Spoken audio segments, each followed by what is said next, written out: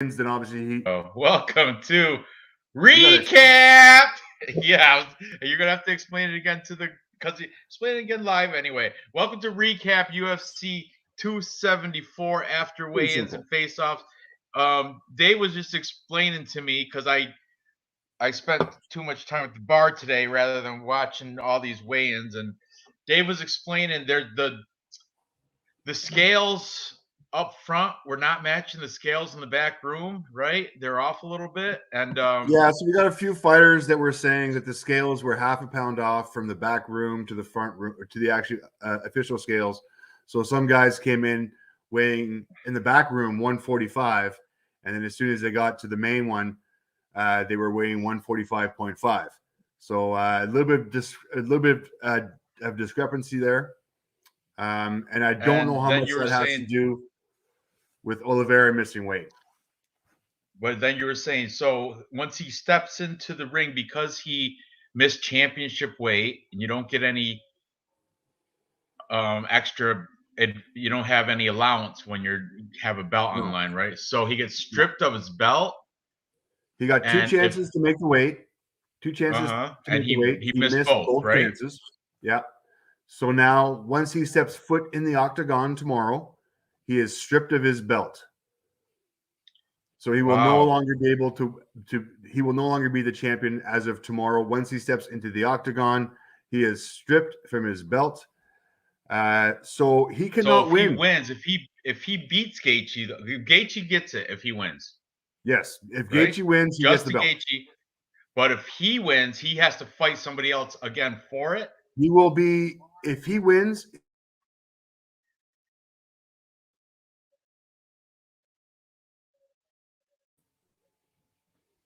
Man, your internet just blew out on you. You say that again. You go, if he wins, then So what? if he wins, he will be first up for the belt. So the next fight, he will be in line for the Oh, belt. But as what? far as That's soon as some he steps foot crazy in the stuff. octagon, it's taken away from him. So he's got to Wow. win That is two some fights to get that the is belt. some UFC BS. Yeah. There you go about better. Keep a job, buddy. Keep a job. Oh, thank you, Dave, for clearing that up, and Dave Colburn for also verifying that Charlie Alves will be #1 contender if he wins because he's not eligible for the belt. Wow, and that was Dave's messed up no. that the out back was out back. The scales didn't measure up with the scales up front. That's crazy. But anyway, um, yeah, I was like I said, I just finished watching the face-offs. To be honest with you, I didn't get through all of them. I right before the old guys come in, I had to start the stream. But I left off. I think I last one I saw was Randy Brown, Cass Williams. But anyway, does I'm not going to put too much into it. Dave, start introducing the first fight. I have to take this call. Sorry, Dave, you got it. You're the man. I might have too many Hello. streams up. All right. Hey, buddy. What's going on? Opening bout. Journey Newsom against Fernie Garcia. All right. Journey Newsom comes in. He's the 89th ranked bantamweight worldwide, coming off of, oh man, a loss against Randy Costa a year and 7 months ago, going up against Fernie Garcia. 5-fight win streak. His last fight was against Joshua Weems in the Contender Series 7 months ago. Previous to that, just over a year ago, he was fighting in the LFA, where he beat, oh my God, Isaiah Batin Gonzalez. That was pretty close. Then before that, he beat Rayan Hayes in the LFA split decision. Before that, Jay Viola in a unanimous decision in the LFA. Before that, Marcus Smith in a split decision in the LFA. So, LFA guy, fighting. He's a Mexican fighting out of Dallas, Texas.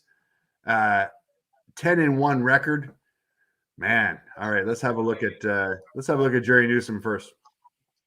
Jerry Newsom 9-3, coming off some not great kind of losses. He got knocked out round 1 against Randy Costa in his last fight. Before that, there was a no contest overhand right in the first round, 30th seconds of the first round. Before that, he lost a decision to Ricardo Ramos, who was 12-2. His last fight or his last win was in 2019 against Soslan Abanakov in Final Fight Championship 36. I have no idea what the hell that is. I have no idea who Soslan Abanakov is. Not going to put too much weight on his record.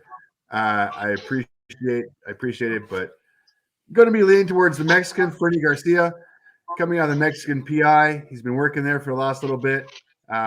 Wins over Joshua Weems, Isaiah Batang Gonzalez, Ryan Hayes, Jay Viola, Marquise Smith. On a roll, going to be the one we're going to be leading to here. And that'll be the first one. Expect him to keep it going to a 6-point win streak. All right. See you tomorrow. Bye. Bye. Thanks, Dave, for covering that. That was my nephew's getting baptized this weekend. I'm going to see him tomorrow, so I had to talk to my brother. What? Y'all good? Okay. So did you introduce the first fight, Journey Newsom and Fernie Garcia? Yeah, I kind of went over it pretty quickly. I got nothing good to say about Journey Newsom, and I got Fernie Garcia coming out of Mexico, so I'm going to be behind him. Oh, really? I'm taking the underdog here. I'm going to take Journey Newsom, and you know why? I watched this. I got some notes. There we go. First, I watched this quick 50-second highlight video of Journey Newsom, and it was awesome. And besides that, I know he lost that. He got head kick loss most recently to Randy Costa, 41 seconds of round one. Not a good look. But before that, he got a 41-second knockout of his own against Domingo Pilarte, which is that's a good win. To a no contest. Because smoking weed. Oh. Yeah, which that's a ridiculous rule. But anyway, and when he was in the regional scene, he was also a one-punch knockout guy. And who's he going against? Fernie Garcia, who's pretty much a regional scene guy. I mean, making his UFC debut, he beat overweight Joshua Weems in Dana White Contender Series. He came in 2 pounds overweight, knocked him out TKO round one, but that's not saying much. And then if you look at his LFA records, this guy Fernie, he's got wins, split decision, unanimous decision, split decision. Then he has split decision loss, all in the LFA. Too many split decisions against people that, Isaiah Batson Gonzalez. Oh, that was unanimous decision. My bad. Okay, Ryan Hayes, split decision. Marquise Smith, split decision. This guy's unproven. I know he's Mexican and he trains at Fortis MMA, but Journey Newsom is kind of got the better experience, and I don't know. I'm going with plus money here. That's just me. Yeah, about better saying Garcia's a straight boxer. So yeah, Journey Newsom is all around guy. I mean, he has power in his hands. I think on the feet Garcia will outbox him, but Journey Newsom, I think he can play on the ground as well. I can't. But where he trains at is called Impact Jiu-Jitsu. It's not called Impact Boxing. So you got to imagine he's got some sort of belt in BJJ.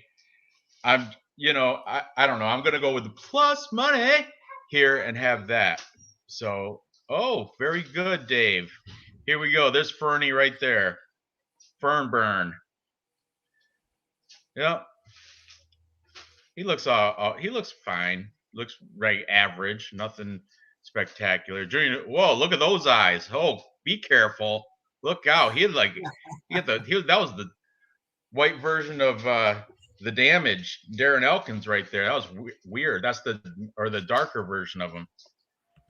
Okay, back off the screen. Remove. But anyway, so that was a good way. Is there like a face off between them? I don't think so. I don't know. Did they do like a fish? Okay, yeah, it's a different video because you got the weigh-ins Then you got the face-off, but it should have followed right after it. Like, yeah, it is. They There you go, follow right right here. I after. got you. Right here. Okay. All right, here we go. Right here.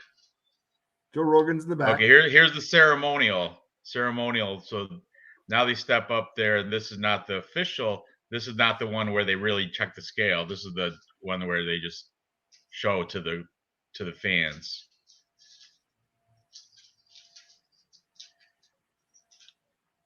And Bob Better said Garcia is a straight boxer.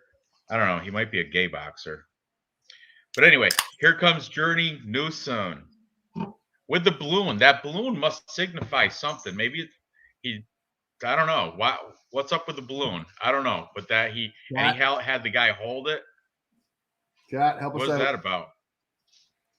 To make him a little lighter. Make him a little lighter. Like a Springer step. I'm just saying, I don't know what the balloon deal was. Now stop, pause. Let's size them up. Very good. Okay, so we got, as you can see, the Fernie. What kind of name is that, by the way? Fernie Garcia got a few inches on him, about, I don't know, it looks like 2-3 inches on him. But if you look at the girth, I think Newsom's got a little bit more stocky chest, ab area, so he's a little bit more girthy, and it looks like his bicep. Like, it's hard to tell with the tattoo, but the thing is, biceps a little bit bigger too. The thing is, I know Journey Newsom does have one punch knockout power. Fernie Garcia, too many split decisions in the LFA. He might be a sharper, more technical, more volume fighter, but he does not have that same knockout power over Journey Newsom. The guy he did knock out in Dana White Contender Series, like I said, he missed weight by 2 pounds, came in, and he was just Joshua Weems, some regional bum. I don't know. So anyway, I'm all over Journey Newsom, and I'm going to stick with that. I do have him in a couple parlays already, and the line right now, if I open that up, is Journey Newsom is a underdog at plus 105, just slight. Thankfully, I put him in a parlay when he was plus 130. So as you can see, people are starting to throw money on Newsom. You know, I think the casuals are realizing, I don't know, Fernie Garcia, really, who's he beat? You know? So anyway, let's we're gonna take that off the screen, and we're gonna catch up with the chat. Had to leave to unload a plane. Oh, he's working at the airport. Good on you, About Better. About Better. Airport package unloader. Anyway, congratulations on your new job, About Better. Oh, Ice Viking never got the invite to the Tapology. Doing it right now. I missed him. I might have missed him. I didn't either. Dave's falling behind. He's got a job too. I was needed a bunch of balloons. Yeah, didn't matter. Garcia has a decent takedown defense. Yeah. Well, we'll see. We'll see when it comes to it.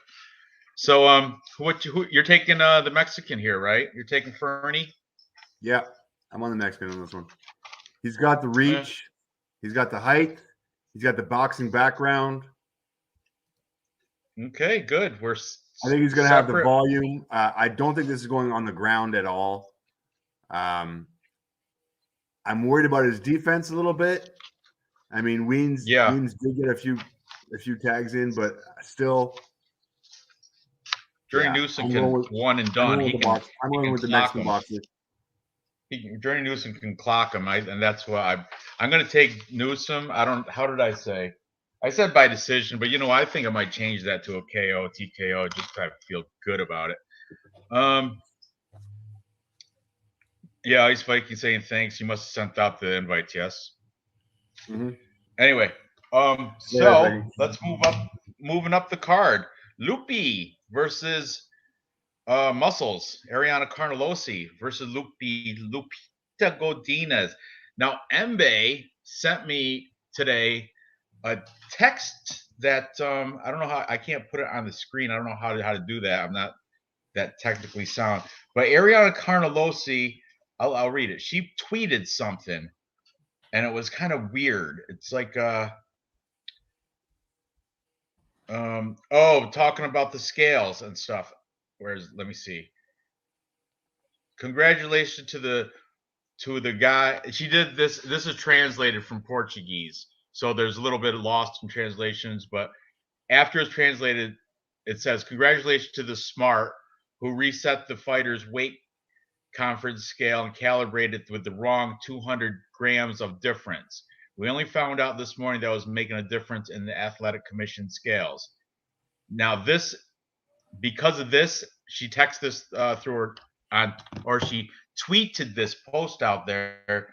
So Mbe is claiming this is if the UFC brass, if it goes to decision, tinfoil hat, they don't like that. They don't like people,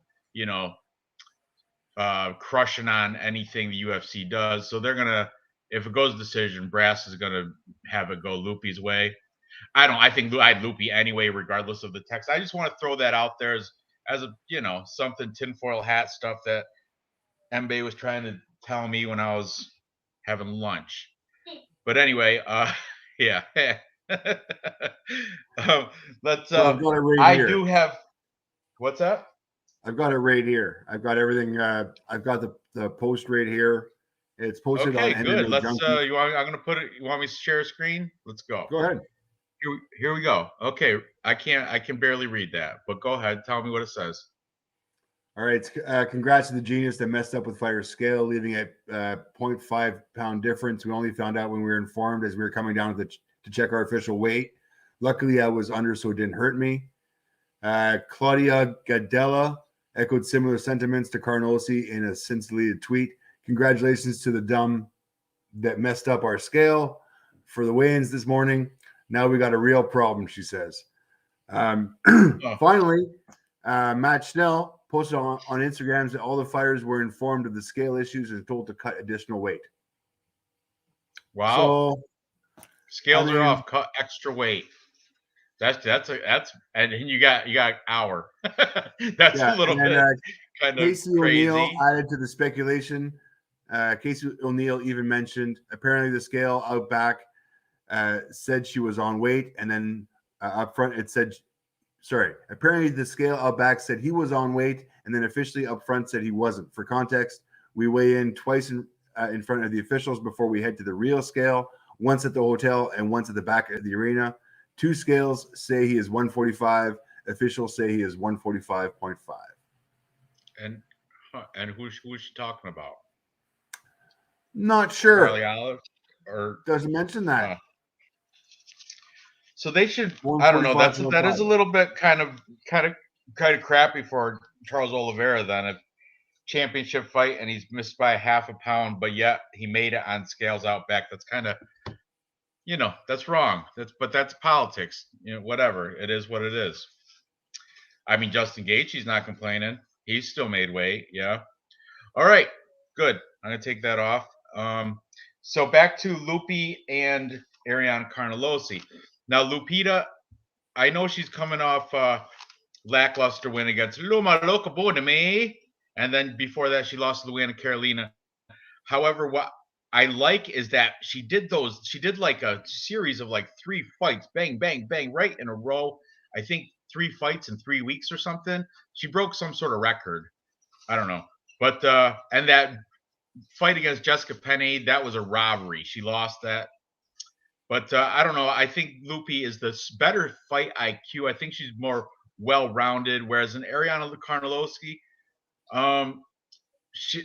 she did have a nice ground and pound over Na Liang, and she rear naked choked Estela Nunes. But Estela Nunes, didn't she just get beat by Sam Hughes? So she's not that great. You know what I'm saying? So anyway, I'm on the side of Lupita Godinez. I don't care about Carnelossi's muscles. Soriso, doesn't matter. She is a BJJ black belt. I'll give her that, but I'm going to go with Lupi here. What's your take on this? Who are you taking? I am going with the dog on this one. I'm going with the cross-eyed muscle-bound girl. Man. Good for you. Good for you. She got those Yeah, summer I eyes. mean, she like had those in summer that eyes. I will say in the ceremonial weigh-ins and face-offs, when she flexed, I was like, wow, that is a big bicep she's got. She got some big arms, big arms. Yep. But Lupita was not phased. They were dead staring at each other. You got the perfect. Let's look. There's Loopy looking good, looking like my ex-girlfriend, but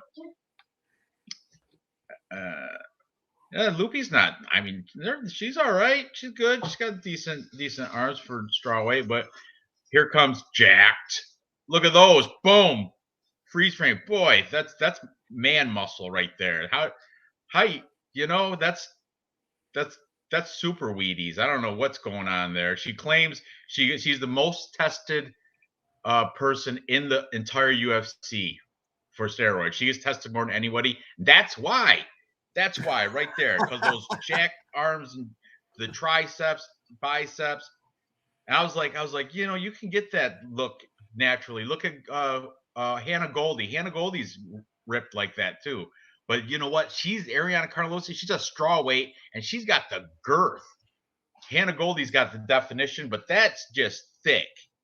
So, but you know what? That also sucks up a lot of blood oxygen, meaning cardio might not go. I mean, sometimes muscles can work against you if you're too muscle bound. And I bet you I bet you they slow her punches compared to Loopy. I'm just saying. But go ahead, let's see the face-offs, because the face-offs were intense. Between these girls. You find it. You find it, and I'll still continue to discuss this. Before Ariana Carlosi did make her UFC debut against Angela Hill by doctor stoppage and by a cut, and that cut didn't phase her. She wanted to continue. She fought in a Future FC and Thunder fight, where way back in the day she beat Gloria DePaula, but that was way back, and that was 2017. I think that was like Gloria DePaula's preview fight or something. And let's welcome to the stream, Blood Money. What's up, buddy? What's up? What's up, Dave? What's up, Ranj? How you guys doing? Cody. Good. All we discussed was Journey Newsom, Fernie Garcia, and now we've moved on to Loopy and Muscles Carlosi. Good fight. You want to real quick throw your pick on the Journey Newsom and Fernie Garcia? Yeah, early in the week, when I did my thing, I'm picking Journey Newsom. Me too, brother. Me too. It's weird though, because like when I picked him, when I did my thing, he was plus like 165, and then like the closer though it's getting to like even, like it's getting like 105 now. Yeah, right? Then it's like because I looked at that Fernie and he's good. I just didn't think he should be minus 200. So when it's even money, it makes it a little different, like on who you'd pick. But I'm still gonna go with Journey Newsom. I just think that he was well-rounded, good jiu-jitsu. That Fernie, it just depends if he can really establish his wrestling, but I don't think he's gonna be able to and be able to hold Journey down. What made me about the Fernie Garcia thing? He's got a lot of split decision. Three of them. LFA. Right. Yeah. This is not going to the ground. This is going to be a stand-up bout. It's going to be about volume. Good. I hope it does. Because Journey Newsom has that one-punch knockout power. That's Fernie it. Garcia has got that one-punch knockout chance. He's got the one-punch knockout chance against a volume boxer who's going to light him up at about 6 strikes every minute. So we'll see how it happens. But this fight is not going to the ground. I don't care about any BJJ. It's going to be 6 3 strikes. Domingo Plarte thought he could box too. I take it Dave's got Fernie. I'm picking Fernie. Fernie. He likes Mexican. Yeah, it's going to be a good fight. Dave is from Mexican, if you didn't know. He's got a soft spot for him. He always takes Mexican. I do. Hey, they're usually tough. Tough. Yeah. But yeah, man. It should be a good fight. When it's weird because once it gets to a pick 'em, it's like I don't know, man. It kind of changes everything a little bit. But I still think Journey Newsom, like he was great. People that got him at plus 165 and stuff. Yeah, man, they did good. if you can get somebody at plus 165, goes to even money I got almost. him at plus 130 in a parlay. Plus Nice. 130. I just noticed it dropped down to plus 105 now. Wow. But, yeah, that's a huge change. Okay, but now we're right before you joined us, we were just talking about Lupi and Ariana Carnelossi. Now here, I'm fading muscles. Dave's taking her, but I'm taking Lupi. I'm taking Lupita Godinez.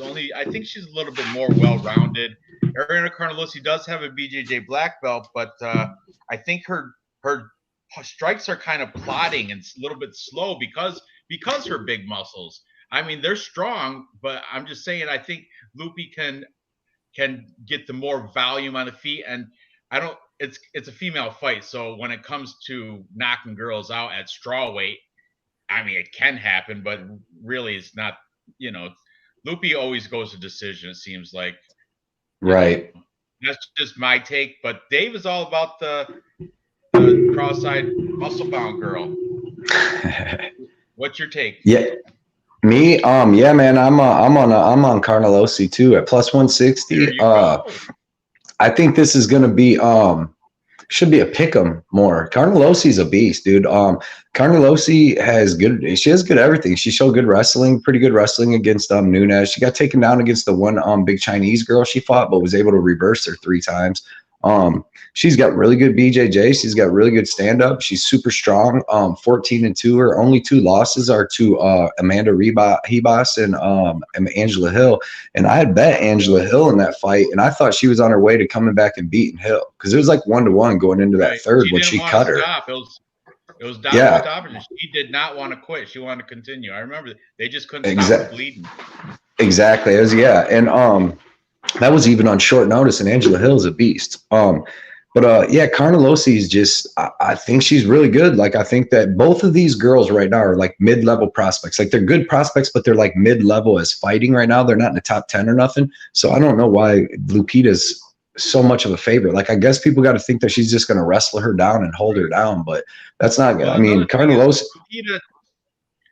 Sorry to interrupt, but she does fighting girls that take steroids because she fought Jessica Penne to a robbery loss.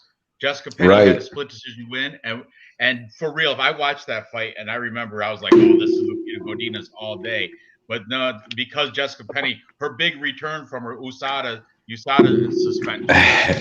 Right. You know what I'm saying? She got the decision, which is crap. Yeah, they said she like wasn't that the first of like 3 bang bang bang back to back fights? Like they should do like 3 fights in 3 weeks or something. With the one with Carolina. Yeah, and Luma Bunmi, right? And Silvana Gomez Juarez. Yeah, I think them 1-2 were really quick. I think the Gomez Juarez and then into the other one, because the last fight she won was Luke Bunmi. I won money on that.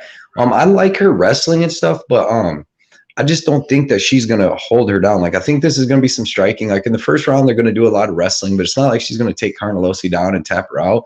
And I just think Carnelossi's a dog, dude. She's a junkyard dog. She don't gas out with her muscles. Sometimes she'll look a little tired, but she keeps pushing forward.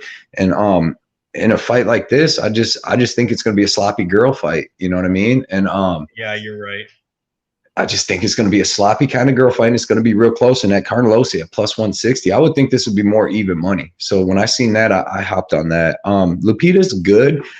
She had that loss to Carolina, right? And I don't know, everybody says, well, she moved up in weight and all that, but like Molly McCann isn't too much bigger than Lupi Godinez, and she beat the shit out of Carolina. You know what I mean? Like Lupi, once she couldn't get her down, her striking kind of failed out on her a little bit. And I know Carolina is a lot taller and bigger, but like I said, I just think this is going to be a dog fight. And I think that Carnelossi can land the bigger shots and have the bigger moments throughout the fight and possibly get a decision like that. And at plus 160, dude, she's like a Darren Elkins where she's going to fight for your money. So I'll take that. Fair enough. So you guys are both with Carnelossi. I'm sticking with Lupi, but it's a female fight, could go either way. Yeah, So, definitely. All right, moving. That's on. why I'm surprised you ain't on that plus money, Ranj. I'm surprised you ain't on that plus money, man. I don't have faith in the muscles. Have a look at face off. Yeah. Oh yeah. Yeah, I haven't got the good because I haven't got to see nothing yet. I just got done filming intense. my official bets. Look at the stare down here between these two. It is intense for real. I'm like, I got chills. They want to kill Let's see each it. other. Watch. I'm watching it on my TV over here on through your show. Yeah, they want to. They do. I mean, I think they're looking at each other like they want to kill each other. It's going to be a dog. That's what I'm saying. Especially Carnelossi. She looked like her steroids were kicking in, like the rage. Dude, she's a junkyard dog, and I just can't see Lupita holding her down for 3 whole rounds. Like, so, and when they're not, it's just going to be crazy. Are you kidding me? Look at the muscle definition. She knows. Yeah, Carnelossi's a boom.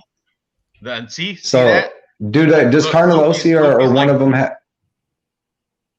Do one of them have shoes on compared to like not having shoes? Because they do look about the same height.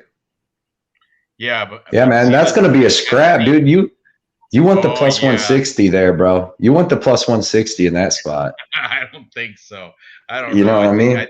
I think Loopy's gonna be smoother, quicker, more technical. But Loopy at minus. But here was my thing too on the bet. And I think Loopy was minus like 200 or something like that, and it's like, dude, minus 200. They should come out and just work their opponent over a little bit. You know what I mean? You shouldn't even, I mean, it should be they're better in MMA everywhere and should win 30-27. That's not this. I put her in the parlay at minus 160, but now most recently I just looked at it and the line's minus 180 for Loopy and plus 155 for Carnelossi.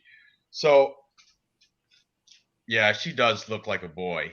You thought I was gonna say a brute, but yeah. Well, I mean, she's got definitely muscle advantage, but that doesn't. She's got good DNA though. That's just good. That's good fighting DNA is with that, especially for a girl to be bricked up like that. But okay, so where do you all think? Hey, what's up, Noah? And the Oliveras. Saying hi real quick. VCR Repairman, what's up, man? Seen him on Tapology too. And Ice Viking too, man. That get the takedown. That's correct. Right. I agree with you. I think Loopy's path to victory is definitely through her wrestling. Yeah, but she's just gonna be able to hold Carnelossi down. You know what I mean? That's a tough task. Dude, Carnelossi's a black belt in two different things. I'm pretty sure she's been training since she was a kid. JJ black belt. I think she's like Muay Thai or something like that too. I'm pretty sure she's too. Yeah, it's going to be a good fight. It's going to be a good banger. So let's move up. Let's move to the next fight on the card is Cletson Rodriguez, CJ Vergara. Now this is a heavily one-sided fight. I rarely find anybody that's taken the Vergara side. I mean, the Cletson Rodriguez had a full capper consensus. There's you right at the top. Blood money by decision. Yes. That's what it's. Guru, AJ, you can take that to the bank. Everybody's all over Cletson Rodriguez, and that's why he's minus 300. Let's see. Yeah. I just wanted right now minus 350. The line even moved a bit more because people have been throwing him in as a parlay pillar. I looked for I was kind of looking for. I like to see the contrarian side of things. I want to play the devil's advocate kind of, but Vergara really doesn't have a good shot against this guy. I mean, the thing is, they're both. Vergara has one UFC fight where Rodriguez is coming straight out of the Contender Series, so I guess that's one advantage. But and he lost to Odi Osborne in his debut. But aside from that, Cletson is a beast. You got the matchup on that, Dave, ready, loaded? Weigh-ins or face-off? What do you want? We'll go with the ceremonial. But here it is. Here we go. There's your boy Vergara. That's Vergara. Another good shining light for Vergara. He does have a flying knee victory. He's got knees to the body too. In the Contender Series, he kneed that Bruno Correa to the body and stopped him. 41 seconds for round one, right? His knees in the clinch are nice. He hit Odi Osborne with a couple of them knees in the clinch. He's fast, man. I like it being in the big cage too this weekend. That helps Cletson to be able to move around more and strike. But Cletson really walks people down, so it's gonna be real good, man. Yep. Dave.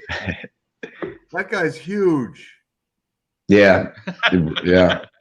That 18-year-old boy is great, phenomenal. Okay, here we go. Yeah, the scale up back. I don't know, guy.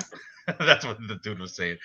Okay, here's Vergara. CJ, he is live though. It could. I mean, it's a fight when it comes right down to it. He's he's definitely live. He didn't look. Too. He looks in better shape than he did against Odie last time too. Is that a nose ring? Yes. Okay. Was it? Yeah. Very much so. I'm like, yeah.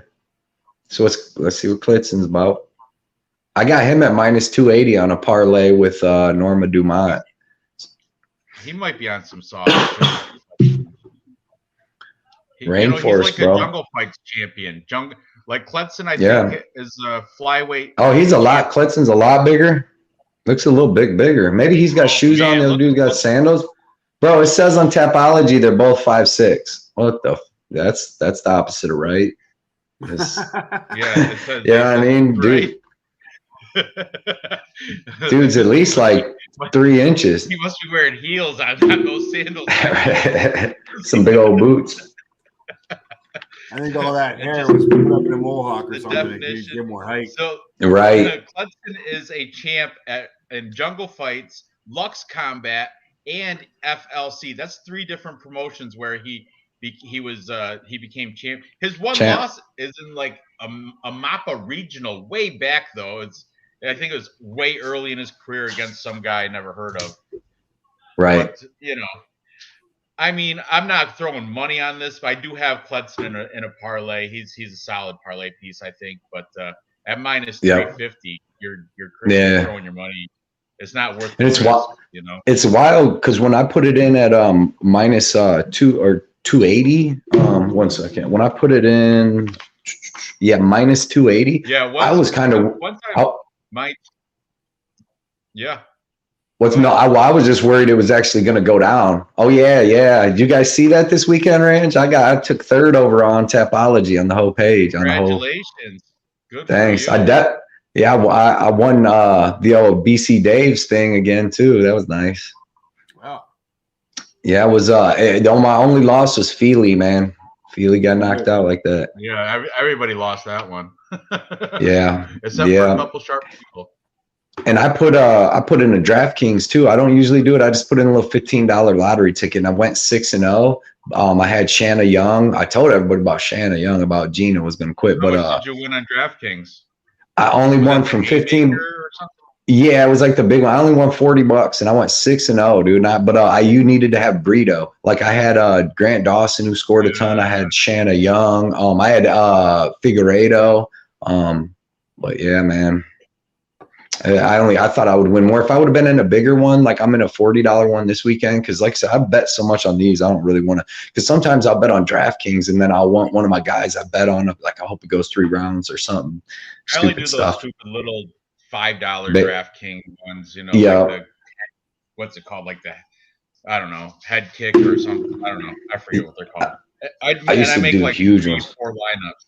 The problem is you can't pick everybody you want to. You got to pick a couple losers. You got to pick You have to pick underdogs. Otherwise, you don't have enough money to pick all the people you want that you think's going to win. So the only way to win real money because that's what I did before I started betting big on these. Like I would like the first time I played DraftKings, I won like $5,200, and so I was playing like $150 tournaments and stuff, and them were a lot better because you can get close and win good money on them with like a 5-1 lineup. But when you play them big ones, like I went 6-0. If I would have had my lineup in some $55 ones and $100 ones, I would have won thousands of dollars with the one. But when you got 31,000 people, you just got, and then some of them people are putting in like 100 lineups, dude. It's right. You got to get the ones that are just like, doesn't have that one single lineup entry, and you have to try to get it so there's not a lot of people throwing in there. So Dave, are you in agreement with the Cletson Rodriguez here? Yeah, I'm all over Rodriguez here. I think he's going to dial him up though, and I mean I'm not going to fade CJ Vergara that much. just because Rodriguez is, I mean, he's good, but he's not that good. He's doing his debut, so I'm going to put it to a decision. But yeah, Oliver Rodriguez on this one. This has the makings of a real good fight, though. It could Definitely could be a banger. Okay, let's move up. Next, we have the beauty contest. Prettiest girls on the card: Tracy Cortez, Melissa Gatto. El Gato was a cat.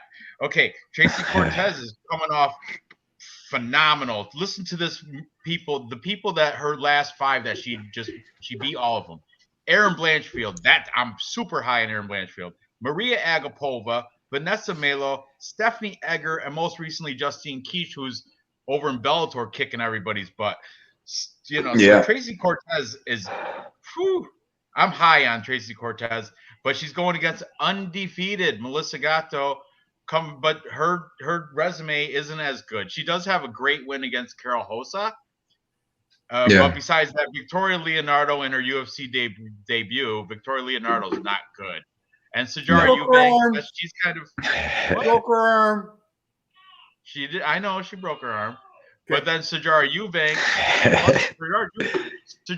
she actually took care with a body kick. So that's a good sign from Melissa Gatto. However, what's getting me is she has in a regional scene. She has 2 draws. One of them was against this girl named Cidi Roca, and I didn't watch the fight, I'll be honest, but from what I heard, that was a robbery because they were judging by looks. Down in Brazil, in Brazil, they if it goes to judges' scorecard, they look at the girls, and whoever looks in better, if it's a close fight, they always go with the prettier girl. That's just facts. But truth be told, from what I heard, that was a robbery draw. She should have lost. And so I don't know. That just kind of haunts me a little bit. Another thing is Tracy Cortez, fight ready. She's training out of Fight Ready. Fantastic gym. Melissa Gatto trains out of an all-female gym down in Brazil called MSP, which is kind of weird because all-female fighters, all-male coaching staff. That's just that's creepy weird. Isn't that's kind of like is that a harem? What is going on there? Is that right? I don't know. That's just how can I good join numbers? That gym? Probably not. Right? I'm not a girl. Can I join the coaching staff? You have to be an elite member to join that. One guy's name is like Sexual Chocolate or something. The one one of the coaches?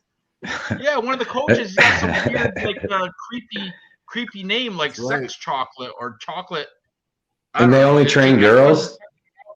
They only train girls? They only train girls? On Capology, they have a whole list, all females, all girls. Melissa Gatto is right at the top of that list. Yeah, so that's just I don't know. Someone just look into that. If you're horrible and you end up being a loser, I think you go into human trafficking. I'm just kidding. That's just me talking stupid. But anyway, weird stuff going down in Brazil. So anyway, I am on Tracy Cortez here. I think the line should be a little bit tighter than it is because Melissa Gatto is undefeated and it's another female coin flip. Really could go either way, but I like that Cortez is coming from a better gym, has a better resume of fighters, and I'm just gonna go. I'm going. My coin flips to Tracy Cortez, so that's the way I'm going. What about you, Cody or Dave? One of you guys. Who are you taking? Go ahead, Cody. I'm gonna kill weigh-ins. Yeah, I'm on Cortez. I was better. I was so close when I was driving to the casino last night to make my last 2 bets. I wanted to bet her because on I believe it was my bookie, they had her at minus 140. So I'm like, man, I'll bet her at that. I was thinking about putting like 1.8, 1.9 units on it, but when I got there at the casino, they still had her at minus 150. So I'm like, I didn't want to. But I do think Cortez wins, man. I think she's better everywhere. And she's definitely going to be on top the whole time. You know what I mean?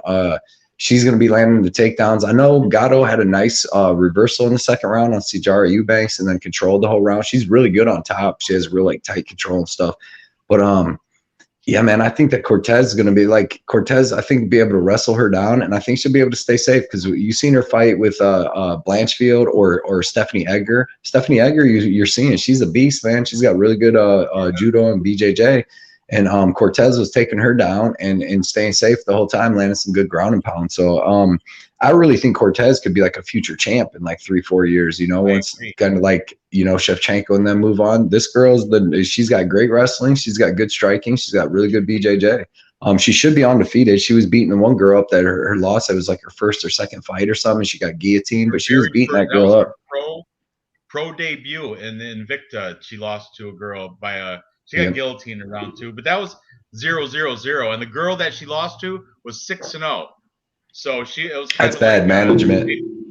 They threw her to the wolves, kind of. You know what I mean? Went right, undefeated Invicta fighter, and here comes Tracy Cortez, 0-0-0, and she goes in there and gets choked out in round 2. But that you can't kind of throw that to the side. You can't even count that.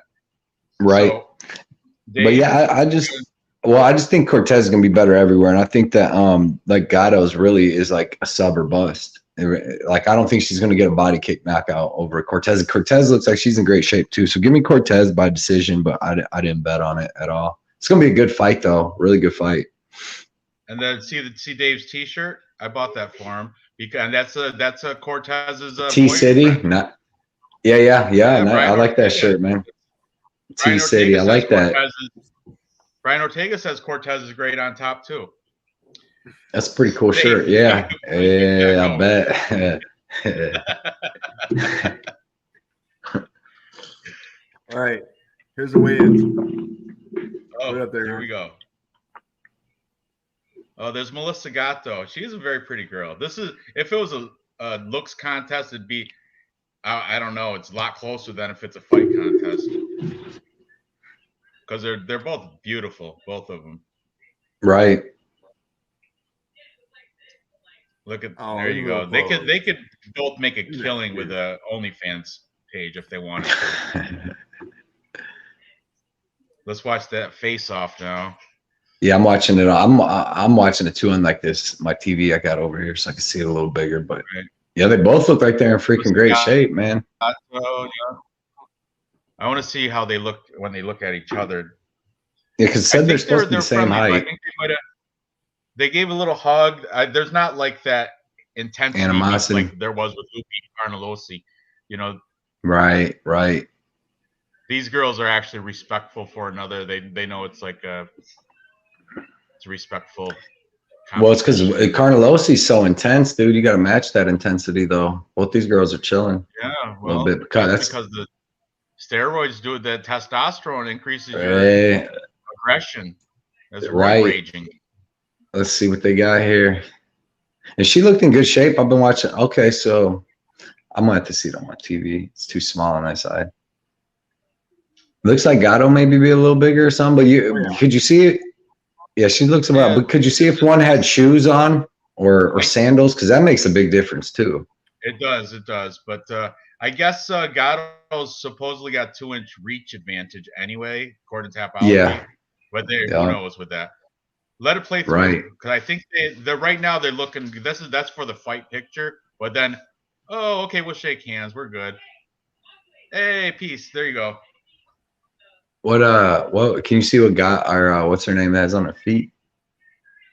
Usually I watch these, but man, I was so busy and then I had to shoot that video right before. She's Cortez has shoes. sneakers. So yeah, so she must just be shorter than her, then a little bit.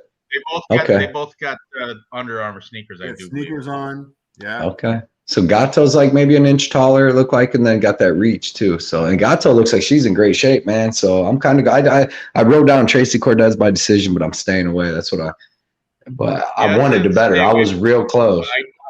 I really like the resume of Cortez. Better. I think she's going to be on top the whole time too. It impresses the crap out of me.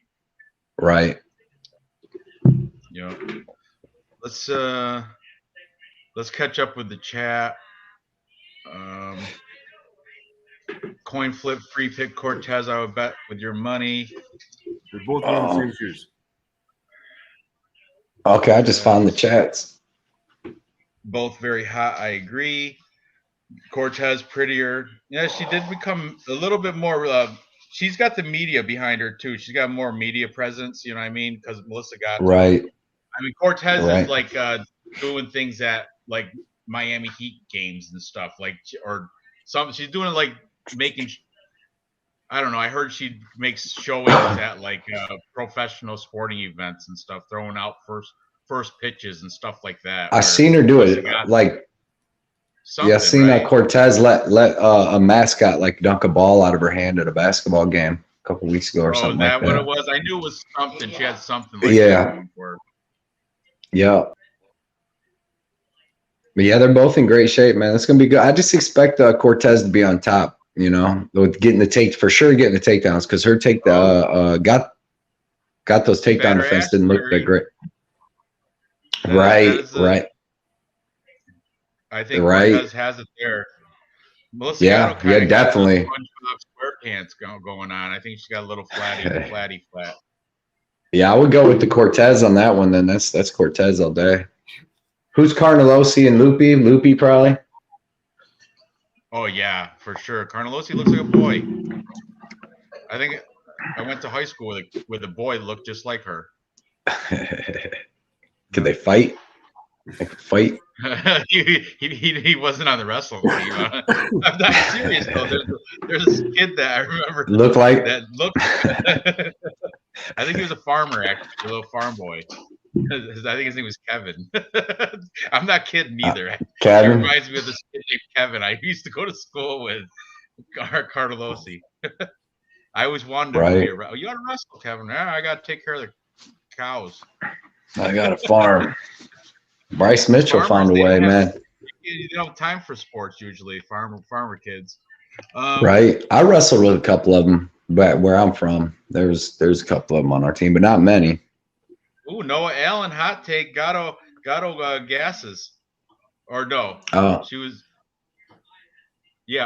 grapple effed by Eubanks until she gasped, and that's what Sajara Eubanks does. She manhandles every girl she fights, and then she gasses out. That's right. All right. Okay, let's so we're all in agreement on Cortez. Dave, you too? And if no, I'm going Gatto. Oh. There you go. That a boy. I like it. Okay.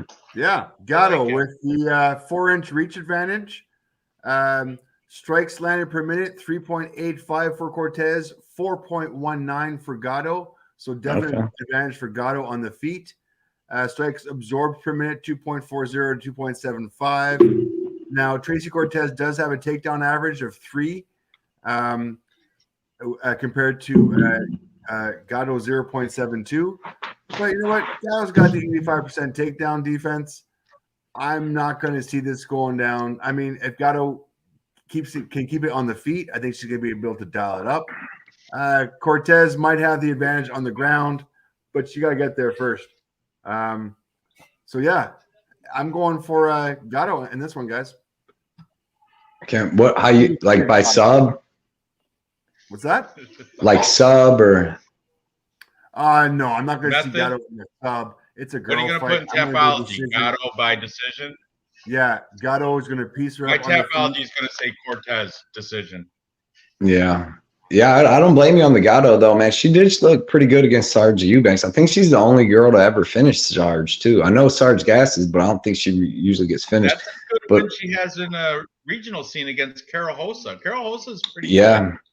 Yeah. I mean, she killed me in Columbus, that's for sure. Another close banger. Another close fight. Could go either way. I'm going to have to side with Cortez, though. All right. Next, we have, I think, is Andre Fiojo, right? And Cameron Van Camp. Is that next? Up the card? Yeah. Francisco Tronaldo versus Danny Roberts. Yeah, I got Francisco, but I'll talk about whatever. They just weighed in differently then, because I remember while I was watching the weigh-ins, Fiojo and Van Camp weighed in after Cortez and Gatto. Okay. When I watched the weigh-ins. But anyway, what do you want to do? You want to do Tronaldo, Danny Roberts? That's fine. So, I'm fine with Francisco Tronaldo comes in 9 years older than our boy Danny Roberts. Francisco Tronaldo, Masaranduba. You know what that means? Is like a bamboo tree in Brazil, like a very hard wood. It's like difficult to chop it down. Chainsaw, you better sharpen your blade on your chainsaw. That's for real. That's what that translates to. This guy's coming off. He beat that bum Dwight Grant by split decision. Dwight Grant is not that. I mean, I don't. But he's 4-1. He's 4-1 in his last 5. His only loss was to the king of kung fu, Muslim Salikov. So right in that, he beat Bobby Green, Jai Herbert, and John Makdessi his last, in his last 5. So yep. I mean, I think he's still got it, to be honest with you.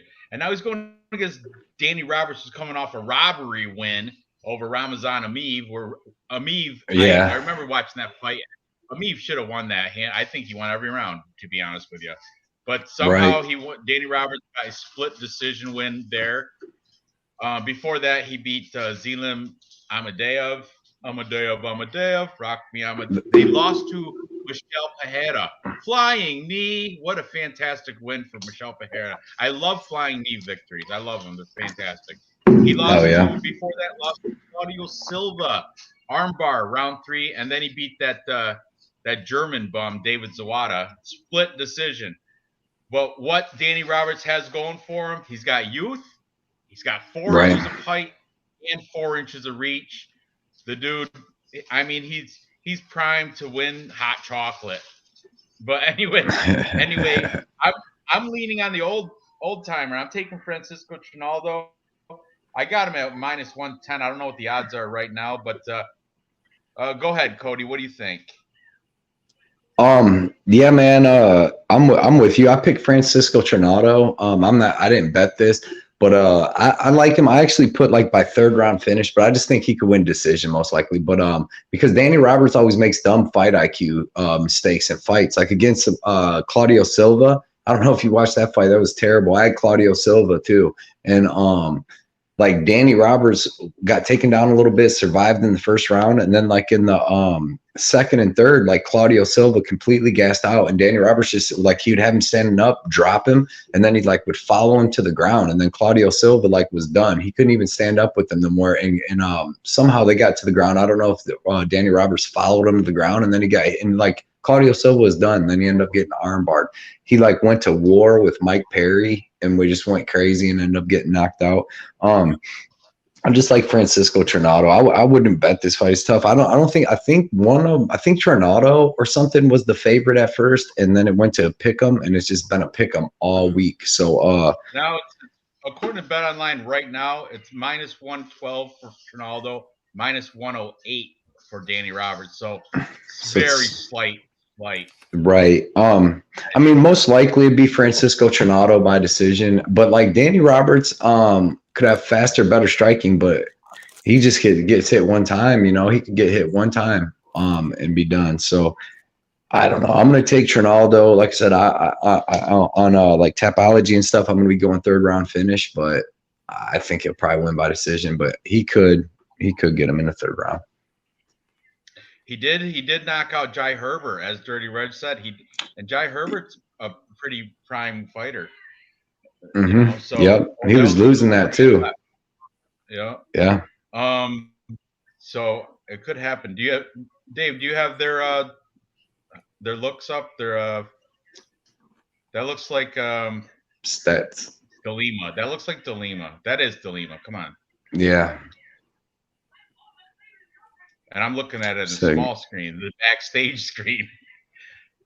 That's what's her name? What's his name? Delima. Fat boy. Yeah, because if you look at Danny Roberts wins too, they're not good. That Zelim Imadaev dude sucked. That dude he sucked. Who else did he beat when you brought up his record? He had a couple other like kind of like David Zawada and stuff like that. He hasn't really ever beat anybody.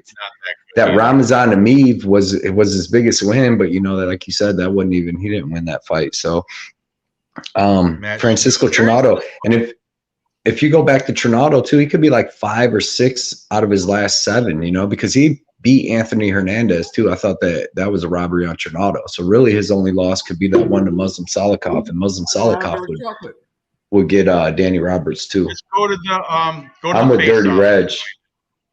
You're doing weigh-ins. Go to the official face-off. We'll see them. We'll see them sized up. Wherever you left off on face-offs. That's why I think we should have went with Fiojo next. But anyway, it's okay. You might have been right. Who's that? That's that Van Camp right there. I can't wait to talk about that fight right there. The face-offs. I don't know. I'm gonna hedge it. I haven't got to see the face-offs yet. We're gonna see. He looked big. Did he look big? He seemed. Oh yeah, he did, and he laughed at Fiojo. Laughed right in his face. We're gonna talk. We're gonna get to that. I'm watching it on the little screen. Dave's got it in the background, but I think right after this, Dave, is Tronaldo and what's his face, Danny Robert. No, that's DeLima again. That's what. This must have got moved up the card. There's the other fat boy, Blagoy. Let's see. Robert's chin been bolstered since the hoof juice. Oh yeah, because Danny Roberts is down at Black Zillion / Sanford, I think. Yeah, I've heard that. Yeah, Nick's always got some good information, man. Yep. They did. They restarted that Black Zillions, didn't they? I know that gym closed down because the owner died or something, but I think they might have. They might have restarted it. Oh, that's him. No, that's OSP. No. Yeah. It's not on here, guys. Huh? I apologize. He's don't definitely have it in there. I remember seeing his old ass. Right.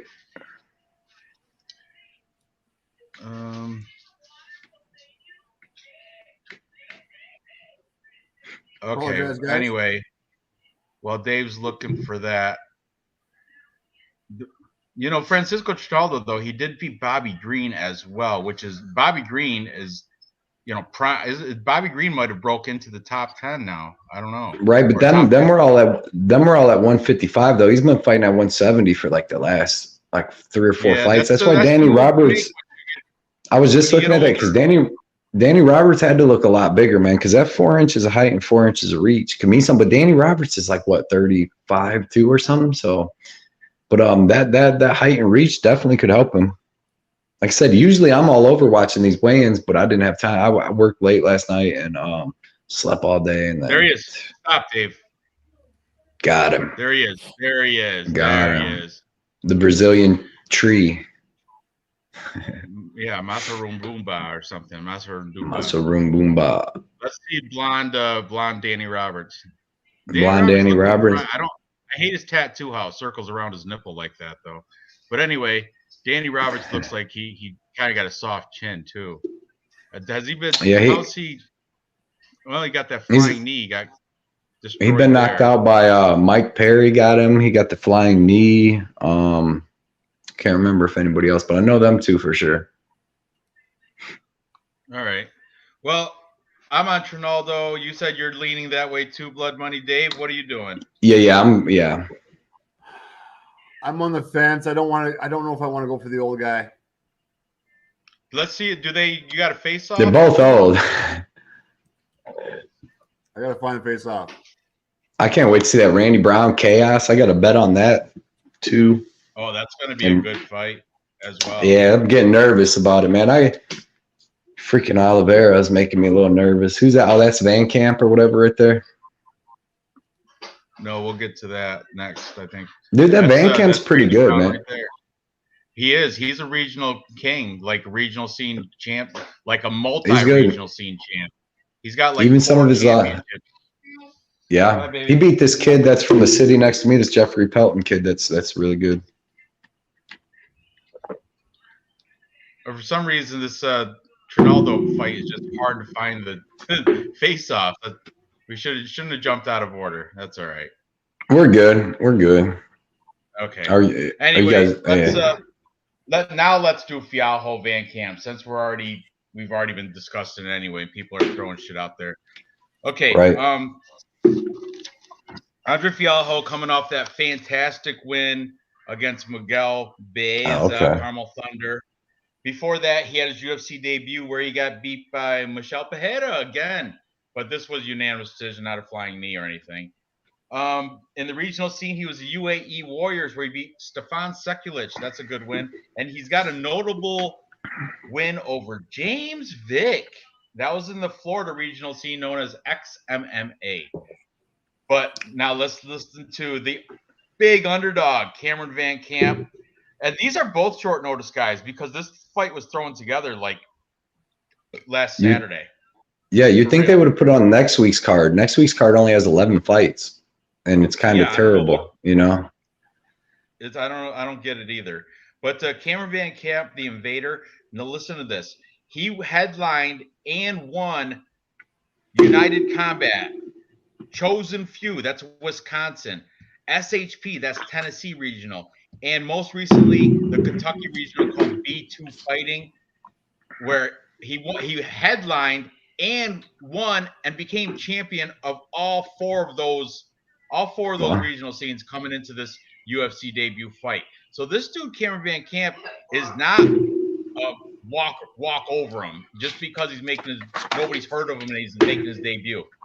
He does have a loss to Bobby Volker, who I want to say Bobby Volker. That name sounds familiar. I think he might be a Bellator guy now. He used to fight in the UFC, but he just fought in Bellator or PFL like a couple months ago, and he's old and terrible now. Like he was always decent in the UFC, you know, never like a world beater, but like he's not a good guy to have a loss to in the last year or two, though. Right. Or 2 or 3 years. I don't think this is like 5 fights ago. So that was 4-1 in his last 5, and that loss was the bottom list. I mean, that's okay. Right. And here's another thing: Cameron Van Camp though is coming up a weight class. He has fought at 170, but he usually fights at 155. But this that might play into because this is short notice. So you know, another thing: Cameron Van Camp is fighting out of some indie boxing and grappling. Never heard of it. Fiojo Sanford. Okay, so you got the edge there. I would give him the edge there. But then I was looking. You got to bring this face off, Dave. You got to show this face off because I'm high on Fiojo. I think he should win. He should walk through this guy. But I'm gonna hedge bet. I'm gonna throw like a half a unit on Van Camp at plus. What is he at? +2. If you're gonna take him, you might as well take him by submission. He's got like 9 or 10 submissions on his record. And in Fiallo, you can be taken down. Like he's a beast standing up. But if Van Camp's gonna win, it's probably gonna be by +345. +345 just for victory. Just to win. Right. He does have a Darce choke, a submission win, armbar win, but he could win a unanimous decision as well, maybe. But +345 is worth my $10 bet. So you know, just a sprinkle. Now let's look at the dude. There's Cameron Van Camp, and then when you see the when they face off to each other, because I don't like that he's a 55er though. It's not good. He's a 55er though, going up to 170 because. Yeah, I know, but short notice probably. Didn't have to cut weight. Right. But Fiallo's a pretty big dude. Yeah. I mean, he's muscled up. The other dude's skinny. Who just knocked out Baez last week? Didn't somebody just knock out Miguel Baez last week? He did. No, Fiallo knocked out Baez like 2 weeks ago. Yeah, you're right. It was recent. It was recently. Yeah, it was like 2 weeks ago. Like then he said, "I want to fight anybody, anytime," or something. He called out anybody. So they fed him anybody right here. And this might be a trap because watch when they face off. Cameron Van Camp pretty much laughs, chuckles right in his face, like I'm not afraid of, like pretty much like I'm not afraid of you. He kind of in my opinion, I think he won this face off because Fiojo had what looked like that. He had no words for him. He had nothing. He had nothing. Watch right here. I love it too. See the smiles, like yeah, I'm gonna destroy you, dude. Yeah, man. Oh yeah. There it is. That's what I was looking for. That was kind of there. It is the smile. Oh, I like the confidence in Van Camp. I like that. Fiojo was taken aback a little bit, like, oh, this guy's the real deal.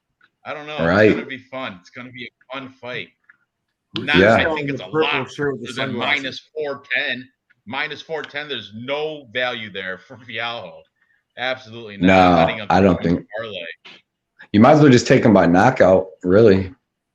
If you're gonna take him, what's the line on that? Because I mean, I assume that's what he's gonna do to him. I would imagine as well. See if I can open it up. I don't even know if they're gonna.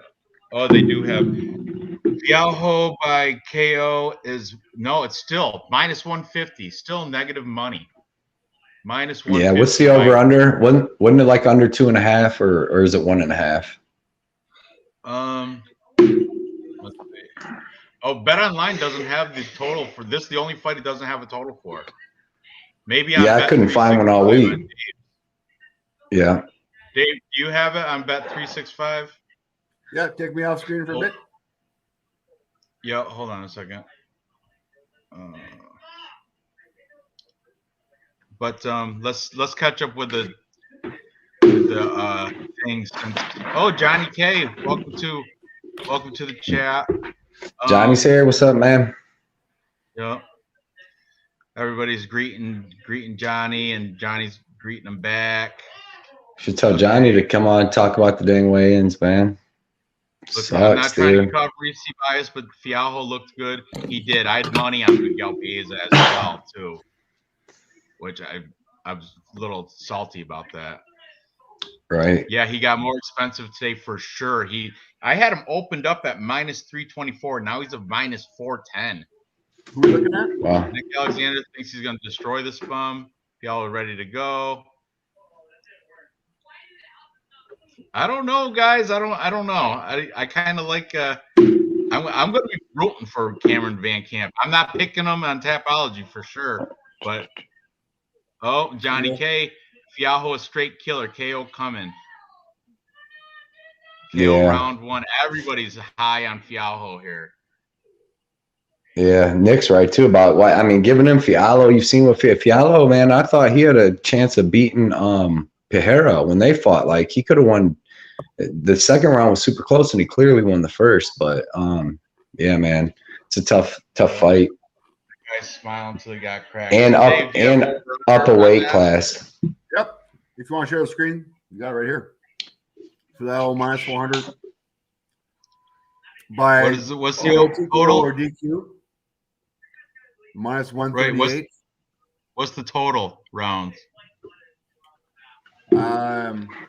Depends on what you want to bet. Over 2.5 rounds. 2.5. Plus is what? Plus 150. If you lost over plus 150 if it goes to decision. Let's go to the distance plus 200. So -200 for under 2.5. Yeah, dude, that dude's a 155 or coming up to 170. Fialho hits like a truck. If Van Camp can't get his wrestling going, dude, he's screwed. And then plus he's never been hit by a dude like Fialho, not on none of these regional scene fights. And Fialho's going to hit him hard. And if that dude's a natural 155er, dude, he's not going to be able to take Fialho's. Like you said, he's training out of Indy something, and Fialho's out of Sanford. I know. Yeah, dude. And you know Fialho. For the underdogs, Right. What's the by submission? What's Van Camp by submission? Plus 450. That's it. But he's like +3 something on the regular. Because he could just on mine. Oh, I just had it. Plus I got a little better line than that. On mine, Van Camp by submission plus 700. Van Camp by submission. That would be worth sprinkling on. You never know. Maybe Fialho cracks him, goes in for the finish. Fiojo by submissions plus 1,000. That's how they know. The bookies know it's going to be knockout. Fiojo by knockout. Right. Right. That's definitely the line that you want. Yeah, I don't see a 155er on short notice, man, taking them shots from Fialho. Fialho's dangerous, especially in that first round. He's so just so basically, what's Fialho in the first round then? What was that one? Plus 200. Yeah. Shoot, man, if you threw 10 on the first and second round for Fiallo, 1 and 2, you'd make something. If as long as he finished him, if he finished him in the second, you know, you'd get $40 for your 10. Yeah. So you win like 20, right? Is that plus 200, plus 400, plus 900. Oh, Nick said Fiallo's never even been subbed. So I mean, I don't know if Van Camp's gonna be the first one to do that. Fiallo's fought some solid competition. Yeah, man. All right. Well, let's move on to what's up the card. Blagoy Best fight. and Marcos Rogerio de Lima, the fat boys. Big boys. Everybody, you know, question is, what was Ivanov? Was he stabbed in the heart or just the lung? I think he was stabbed like 8 times. They said. You can see the scar right in the between his. You can see the actual scar, and when you see him on the scale, you can see the scar. It's a big divot. Mm-hmm. Yeah. So anyway, I'll introduce this fight. We've got Blagoy Ivanov Baga. He's 35 years old. Marcos Rogerio de Lima, 36 years old. So no real age discrepancy. De Lima's got the 2-inch reach, but Ivanov's supposedly got 2-inch height. These are Tapology stats, so you never know. Blagoy has been out for 2 years or something, close to 2 years, just short of 2 years, I think was his last fight, where he lost to Augusto Sakai by a split decision. And before that, he lost to the Black Beast, Derek Lewis. Split decision. Okay. Before that, though, took out, there it is, Tai Tuivasa. And before that, Ben Rothwell. Good wins there. This guy was, when he came into the scene, he came out of like a combat sambo. He's a combat sambo expert. He actually beat Fedor in combat sambo. It's not on the records here because that's a combat sambo thing. But he's got fights in World Series of Fighting, which turned into PFL. He's got a fight in Bellator. You can see he started his pro debut 2007. But the guy, what Tapology does have wrong, they have him listed training at AKA, and that's not correct. He's training at Extreme Couture in Vegas. For anybody that you know. The Bulgarian does come in, had his UFC debut in 2018, where De Lima a little bit earlier. De Lima had his UFC debut at 2014. Okay, he's coming off back-to-back wins. He beat Ben Rothwell by punches in 32 seconds of the first round. Phenomenal win. Who thought took my money? Everybody, he was a big underdog too. Everybody was heavy on Ben Rothwell. Yeah, spoiled my parlay. I remember that. I was upset. But before that, he beat the crochet boss Maurice Green. He lost to Alexander Romanov by forearm choke. Yeah. Beat Ben Sassoli. He lost to Stefan Struve by arm triangle. So what that tells me right there, just looking at his last 5, Rogerio de Lima has a problem when it goes to the ground.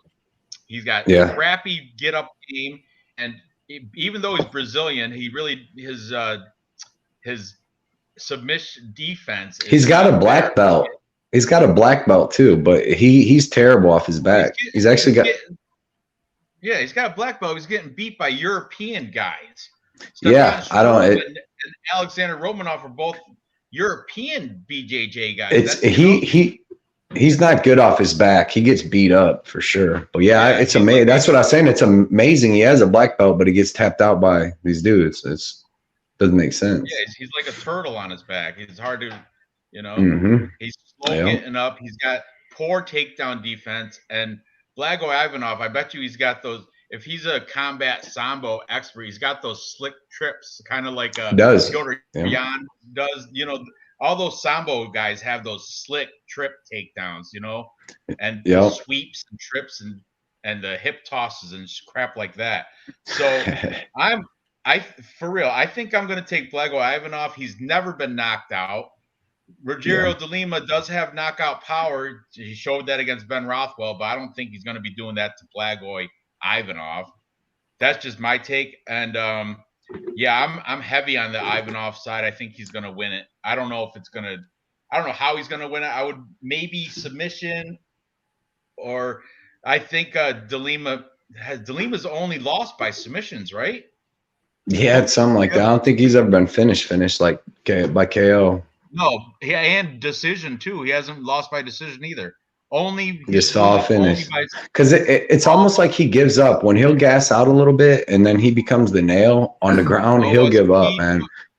Are they all submission losses, Dave? OSP, yes. Forearm choke, arm triangle choke, Von Flue choke. Keep going down. Choke, more red. Rear naked choke. Yeah. Oh yeah, see that? That's a sign right there. That's. And Blagoy, I think earlier in his career he had some submissions. I mean, he got beat by Antigulov, dude. That dude's terrible. I mean, he was like 55 years old. They said he was like 31. He beat somebody in 2015 by front choke. Yeah, he used to. Some guy in 2014 by key lock. 2013 by rear naked choke. 2013 by front choke. This is a long time ago. Ever since then, it's all been decisions, guys. Right, but he's got him. He's got him, and he can definitely out wrestle Marcos Rogério de Lima. How old is Blagoy now? 35, and De Lima's 36. So no age. It's not bad for no age. Right. De Lima's leg kicks are what's kind of worrisome. He's going to be able to blast him with leg kicks. But man, what my pick was, I think that, De Lima's going to probably, I mean, Blagoy's got good striking too. Blagoy could drop him. I mean, you've seen him out wrestle and outstrike Tai Tuivasa. He actually dropped Tai Tuivasa once. I've lost too much money though. I've lost money on Blagoy's last two fights, his losses, and I thought he won both of them. I thought he beat Derek Lewis like kind of clearly, and I thought he beat freaking. 2 inches below the cross, there's that knife scar, that stab scar. Yeah. Oh, you can't see it because he's got the name block there. He's got one in his throat too. You see the trach one right in his throat. He got stabbed like 8 times, but I think them things were some the doctors put in to help him breathe, because they said he's got stabbed like 8 times. It's like a trach, and then whatever would be right there. He was in the hospital in a coma for a long time. That dude almost died, like bad. But I mean, he's tough. And then we got it goes right from the biggest to the scrawniest, right there. That quick, right? Male model fight. Let's see how these guys compare to each other. Joe Rogan's big tiny boy, though. Yeah, he is. Joe Rogan's a fucking midget. Yeah, Blagoy's little for a heavyweight. He's down there with Cormier. But he's got good wrestling, dude. And he was throwing Derek Lewis around. He's throwing them guys around, and that's enough to be able to throw Marcus De Lima around. And Blagoy's never been finished, man. And that's really De Lima's way to win this fight. And unless they just do a boring kickbox match, because that's one thing about Blagoy is he don't throw a lot of output, man. He's good, but he don't throw a lot of output. I don't know if he looks like he's in as good a shape as he usually is either. No, he's looking kind of like Bout Better. Yeah, what? What? That's about better belly. Oh yeah. I get okay. He does kind of look like Bout Better, don't he? I didn't know what you meant by that, man. But yes, I see it. I wish you didn't see. I seen it. Wish you didn't see it. I seen it. Blagoy batters, man. Bout, yo. Is he it? Let's just watch him one more time. Let's show how much he looks like. Bout Better just got a new job at the airport today, so he mentioned it. Yeah. Hell yeah! Is he in the chat? Say what's up to Bout Better, man. He was earlier, but he had to go to work. Oh, there he is, okay. right there, Bout Betters. He had to go to work. He went and weighed in for the UFC fight, bro. That's what he did. He didn't. That is Bout Better right there. I don't think he's in better shape than De Lima. I think De Lima's in better physical shape, but I think he's got the skills to pay the bills. I think he's going to be better, definitely on the ground, and I think stand-up is going to be able to do one of those. He's got them little short arms. You see how short his arms are when he's like doing his double front bicep. But this dude's coming from third world Bulgaria, where he's used to fighting daily, just for survival when he was growing up. Fighting obviously with the knife wounds all over the place. Yeah. So, where's he from? Bulgaria? Bulgaria, just like Vlad. Isn't that where the one dude? Yeah, Vlad. That's where Vlad's from. That's what I was gonna say. He's out there training with them. No, Alan saying bigger head theory. I don't know. I think DeLima's got Dang, I don't know.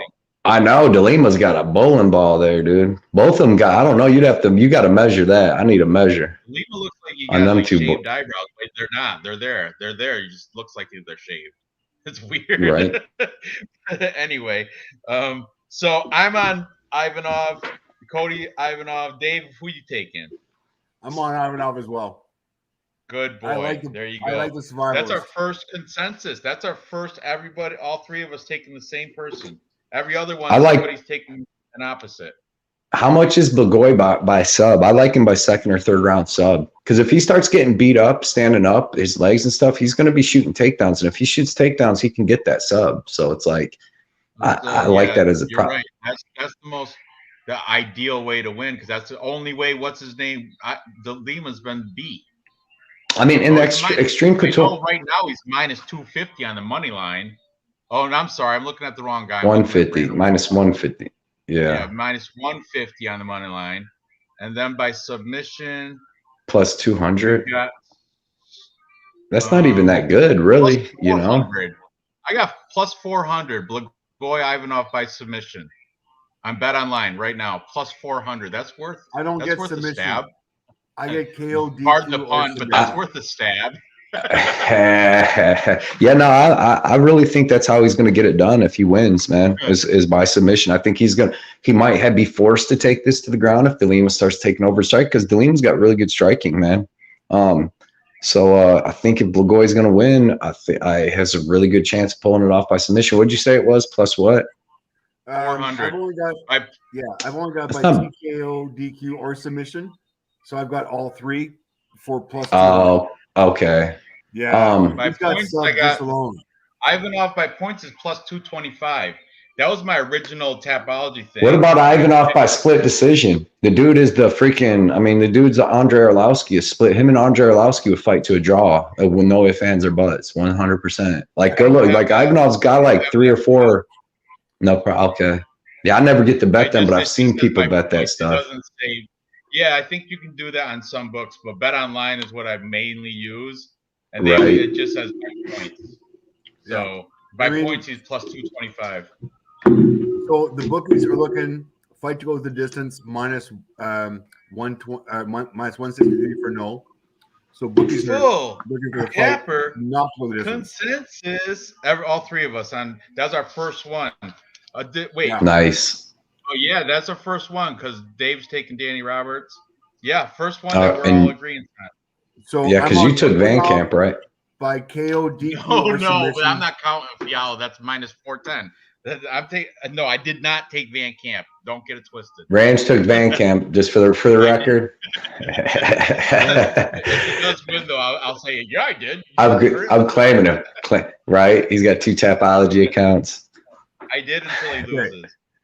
Your money is right here. Okay, plus 200, even off within distance by KO, TKO, DQ, or sub. Plus 200. There's your plus money bet right there. Right.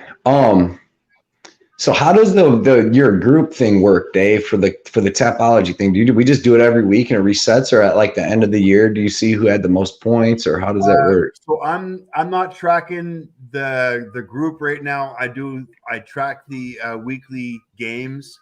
I can track everything because it's Tapology, so I've got records on everything. But I'm about to switch the Tapology Torment T-shirt bet to the group because we're starting to run out of players. We usually max out. You can only bet 16 in a contest. That's right. And when we started the group out, Dave used to award the contest winner a T-shirt. But now there's so many. Now you're doing it by the group, right? Whoever wins. Yeah, we're kind of going. I think this is the first one as like the UFC pay-per-view. I think this is the first one we're going to switch from the actual Tapology like 16 member group to the actual Tapology 30 some odd member Pick'em group, because the Pick'em group is where the money is. The Pick'em group it's Murderer's Row. You have to. I think I've won it 3 times. Yeah, it's murderers row. I think since I started, well, I joined it like, I don't know when, in February or something. I think I've won 3 times now, at least 2. Man, Cody, the best, like I've got some. There's great pickers in there. Yeah, no, it is. You're not like all them guys, like VCR Repairman. Like, dude, there's a lot of beasts in there. Ice Viking's in there, right? Yeah, he is. And he's, dude, I was looking through his stuff. Berserkers. I've got a whole different variety of guys. I won last week. Yeah. Oh, did you? Like all over the world. Right, yeah. No, that's a really good group for sure. I like being in it. Very well in the group all the time is that MMA Fight Club. Man. Yeah, he's good too. Manny's good. You ever watch his show? That dude's freaking smart, man. He's smart. I use him more for capper comparison picks, but he puts them out he does them one fight at a time. Staggered, yeah. Yeah, it's not like a group of, he doesn't do a full card thing until the end of the week, but by that time it's too late. Anyway, let's go. What's next up the card? We got, is it Brandon Royval and Matt Schnell? I do believe. Yep, that's what I got. This one, another heavy side for Brandon Royval. A lot of his favorite. I think he's like minus 250 right now for Royval. Matt Danger Schnell, though, don't count him out at plus 200. I mean, Christ, the guy. They both have a common opponent in Rogério Bontorin, which is unfortunate because Matt Schnell lost by unanimous decision. Brandon Royval beat him by split decision. And they have a common opponent in Alexander Pantoja. Pantoja knocked out Schnell in round 1. Pantoja rear naked choked Brandon Royval in round 2. Okay. Brandon Royval also, he lost to Brandon Moreno by that. He dislocated his shoulder. Remember that? Yeah. That was first round. I had a bet on Royval in that. I did as well. I bet bought in. He came off before that shoulder separation. He was riding high. He came off a win against Kai France. Yeah. Guillotined him, and he arm triangled Tim Elliott before that. So, but Matt Schnell, I mean, he did beat Luis Smoka triangle choke, followed by another triangle choke against Jordan Espinosa. Not as good as Luis Smoka, but still a victory there. And he beat Tyson Nam, split decision. So the Matt Schnell, not a bum. Don't get it messed up. He's not a can. He's not a bum. He's not gonna. I think the line should be a little bit closer. I would put it like I would put Brandon Royval maybe minus 180, not minus 250. That's ridiculous. In my opinion. So I think, of course, I'm taking Brandon Royval to win on Tapology, but the value lies, I think, in Schnell at plus 210. I just. I don't think I'm going to bet it, but if I was, I might throw a hedge on Schnell, but my pick is Royval within distance too. I think he might get it done before the end, before the end of round 3. So the bell. Yeah, whatever. Yeah. Well, there's a bell at every round, but you know what I mean? I think he's going to win before the end of the fight. So with it inside the distance, I'm going to take Brandon Royval. What's your guys' take on this? You want to go, Dave? Go ahead, Cody. I'm ready. Cody, you go. Okay. On this one. Okay. On this one, man. I'm with you, Ranj. I think it's going to be a close fight. Schnell's tough, so maybe Royval shouldn't be minus like 250, 240 in that area. But I like Royval. I like Royval to get the finish. He fights at a crazy pace his Kai France fight's crazy. His Tim Elliott fight's crazy. His Pantoja fight is crazy.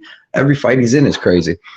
And Matt Schnell, he's good. He's well-rounded, but the way to beat Royval really, it seems like, is to be able to just wrestle and hold him down like Bontorin was really able to do.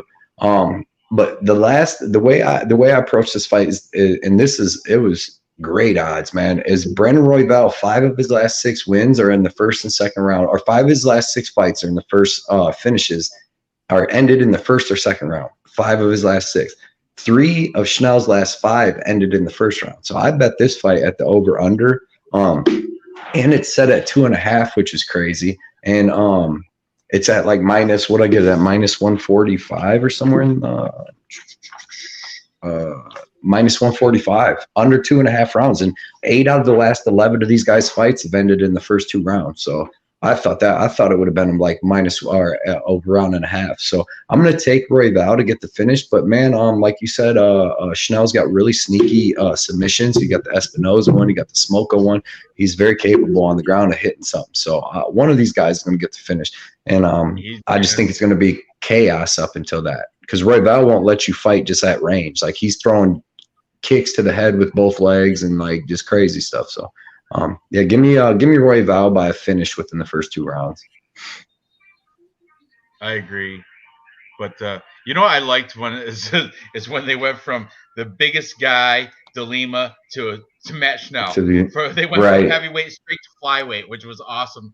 Like earlier, but anyway, look at these guys, how they size up. Royval's got a little bit. I mean, Tapology says it's only an inch, but looks like he got a little bit of height on him. Couldn't really tell from that, but they size up pretty well. Brandon Royval's got that bite that bottom lip, raw dog. Yeah, but anyway, yeah, slept on. Schnell slept on or getting slept. Interesting. Give me Royval. I love that Viking saying, "Let's go." Royval's definitely pumped. Always, he comes always like that. Every fight though. Even where he separated his shoulders, still pumped. Yeah, I like Ice Viking where he said Royval. The Andre Feely pose. Yeah, look how that worked out for him last week. Especially maybe even like Ice Viking said, a club and sub, man. Royval could drop him with something. And then, so I think that's what he did to Kai Kara France, right? Club and subbed him. I do believe so, yeah. And he dropped him a couple times. So, I mean, if he's able to do that to Kai Kara France, he can most definitely do it to Matt Schnell. Okay, what's Schnell by sub? That's a good question. Let's check it out. Or Royval by Schnell or sub. Right now on Bet Online, Schnell just money line is plus 210. So right already, just by winning, you'll double your money. By submission, Schnell is plus 650. Plus 650. That is juicy. I'm not gonna do it, but I you know. There's another one too. More tall boys, and I might. I was reading this. Nick Alexander. He's in the Tapology thing too. He kills it too. Oh, yeah. He's always like in the top 5, 3, 5, or first. Royval by KO is plus 400 on Bet Online. So that's wow, man. That's what. So what's more, the KO or the sub? For Royval, I would see a club and sub. He could knock him out. Listen to this. Royval by submission is only plus 175. So the books think if by method of victory, they think Royval by sub is the most. By points, what's plus 300. Okay. What's the over under right now at for 2.5, 150? Dude, I think that's a great line, to be honest. I think you could even almost hit that over under on the 1.5. But I like the 2.5. 2.5 rounds in a Royval fight is a long time, dude. Bontaran almost got finished in that 3rd round when Royval finally got on top, and Matt Schnell is not going to have that top control, you know what I mean, and be able to just hold. He's not that guy. He's not a takedown guy and dominate by top position stuff. So trust me, you're not that guy. But yeah, exactly. He's plus 130.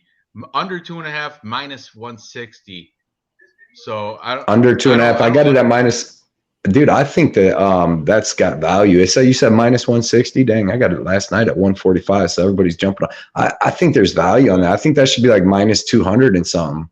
Like, I think it should be the same, or at least up there with Cowboy and that. The one that's at like minus 180 or something, 185 maybe by now. I haven't got to look at anything today. Like I said, I slept and stuff, so I haven't really got to check. Over for the Cowboy fight is at minus 180. So yeah, so I think it about around there should be about the same. Mm-hmm. I have Royval inside the distance, which that I like that. What was that? I'm gonna pull it up again. Royval fighter wins inside the distance. It's not even. It's minus 115. I can't do it. I'm plus money guy. I can't do it. Right. So I'm gonna have to do him by. I'm gonna have to probably take him by sub. He does like that club and sub. And if you look at his last 5, Snell's got a weak chin, though. Snell's got a weak chin. He could get put straight out, too, with a flying knee. Or Royval's got some weapons. Man, that spinning elbow he hit Kai France with.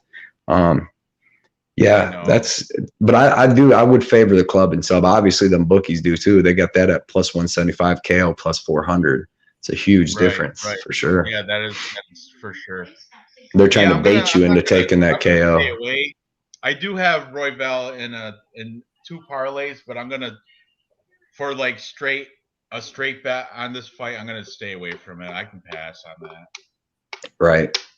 Only because I think Matt Schnell is dangerous himself. Just dangerous is his middle name. So. Hey, Ranj, I'll be right back, Ranj. Yeah, go ahead. Do your thing. Schmel's another guy pissed. UFC is pissed with being pull out a merchant. Kai made it on the UFC video game. Cool. Thought he was been done on. I don't play the video games, but I thought he was on there.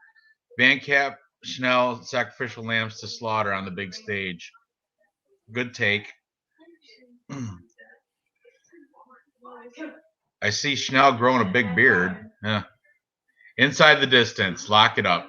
But Dave, what do you think? Who you got for this? I can't go against Royval. I mean, honestly, he's got all the skills. He's got. I mean, minus 250 is pretty good. I like the bet within by KO, TKO, DQ, or submission. It's minus 105. I get it. It's not the best odds, but that's the best ones I can find on this one because minus 250 on the money line to win fight. Ooh. Yeah, minus 250 is not going to work for me. So the best I can find on this one, obviously the bookies, fight to go the distance, going minus 200 for no. I'm in minus the 105 by KO. So my first choice was Brandon Royale, minus 250. Can't do it. My second choice was within distance, minus 200. Can't do it. So now I'm down to minus 105. Yeah, that's the best ones I can get. Brandon Royale by KO. PKO. That's a fair bet. It's not that much of a minus. So I guess there's value there. I would, I'm not gonna trust him. I mean, I'm trusting him on Tapology and I trust him inside the distance, but I don't want to put money against Matt Schnell. He scares me. It's kind of one of those fights that pop. What do they say? Fireball and popcorn. That's what Clint says. Allen brothers, they say pop and popcorn because they're from Canada and they call soda pop. Do you call soda pop or do you call it soda? We talked about this. No, I'm going for that must be an East Canada thing because they're from New Brunswick.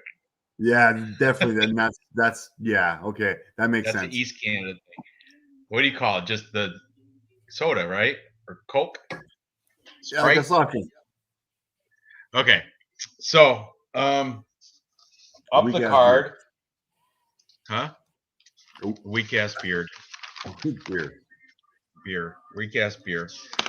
Coors Light. That's weak ass beer. All right, moving up the card, we got featherweight female fight between these girls. Norma Dumont missed weight. She came in a little heavy. I don't know how heavy, but she did come in a little fat today. We got her in the box of shame. Box of shame. Think about it, guys. She's naked under there. Naked. Oh, still dirty. Dirty. Open your eyes. You have dirty minds right now. Imagine with that.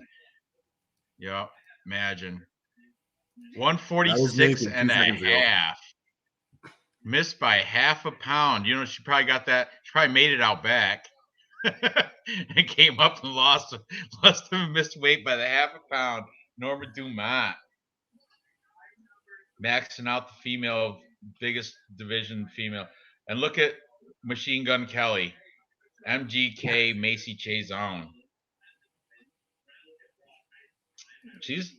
I like her. I like the underdog Me here. too. Plus, I like her a lot. Plus 185, I think, too. Let me open the lines on this. Look at the cauliflower ears on her, though. Look at the cauliflower ears. I love that. That's sexy. That's a good statement that she's a fighter. You know, she's gonna sport that. She picks up a lot of chicks with that. Where's she at? Okay, we got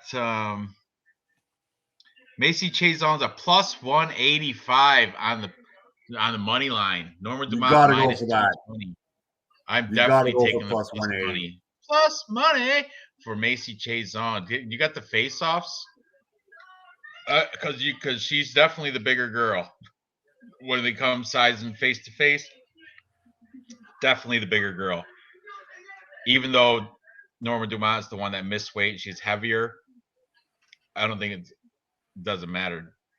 I think Macy Chazon is going to use that extra height and reach. I think she's got 4 inches, if I'm correct. Yeah, 4-inch height and 5-inch reach. Here comes look at you got the green on her green stripes on her face. What I don't know what that. Oh, green and blue. What's all that about? What's that about? I have no idea. Looks all right. Oh, is that the Ukrainian thing? Ukrainian flag, Yeah. maybe? You insensitive fuck. What? No, go on. I didn't even. Why she got green then? It's supposed to be blue and yellow. That's that. I don't think. Maybe it's Brazilian colors. I could be wrong. I think you are calling me insensitive. I'm still Look at calling Macy you insensitive. Chazon though. Real deal. Machine Gun Kelly. Yeah. That's right. And look at the size. Stop. Pause. Look at that size difference. Really? Come on. Looks like she's gonna just batter around, like give her black eyes for not doing the dishes. That's what it looks like right there. I told you I don't want to see any crumbs on this counter.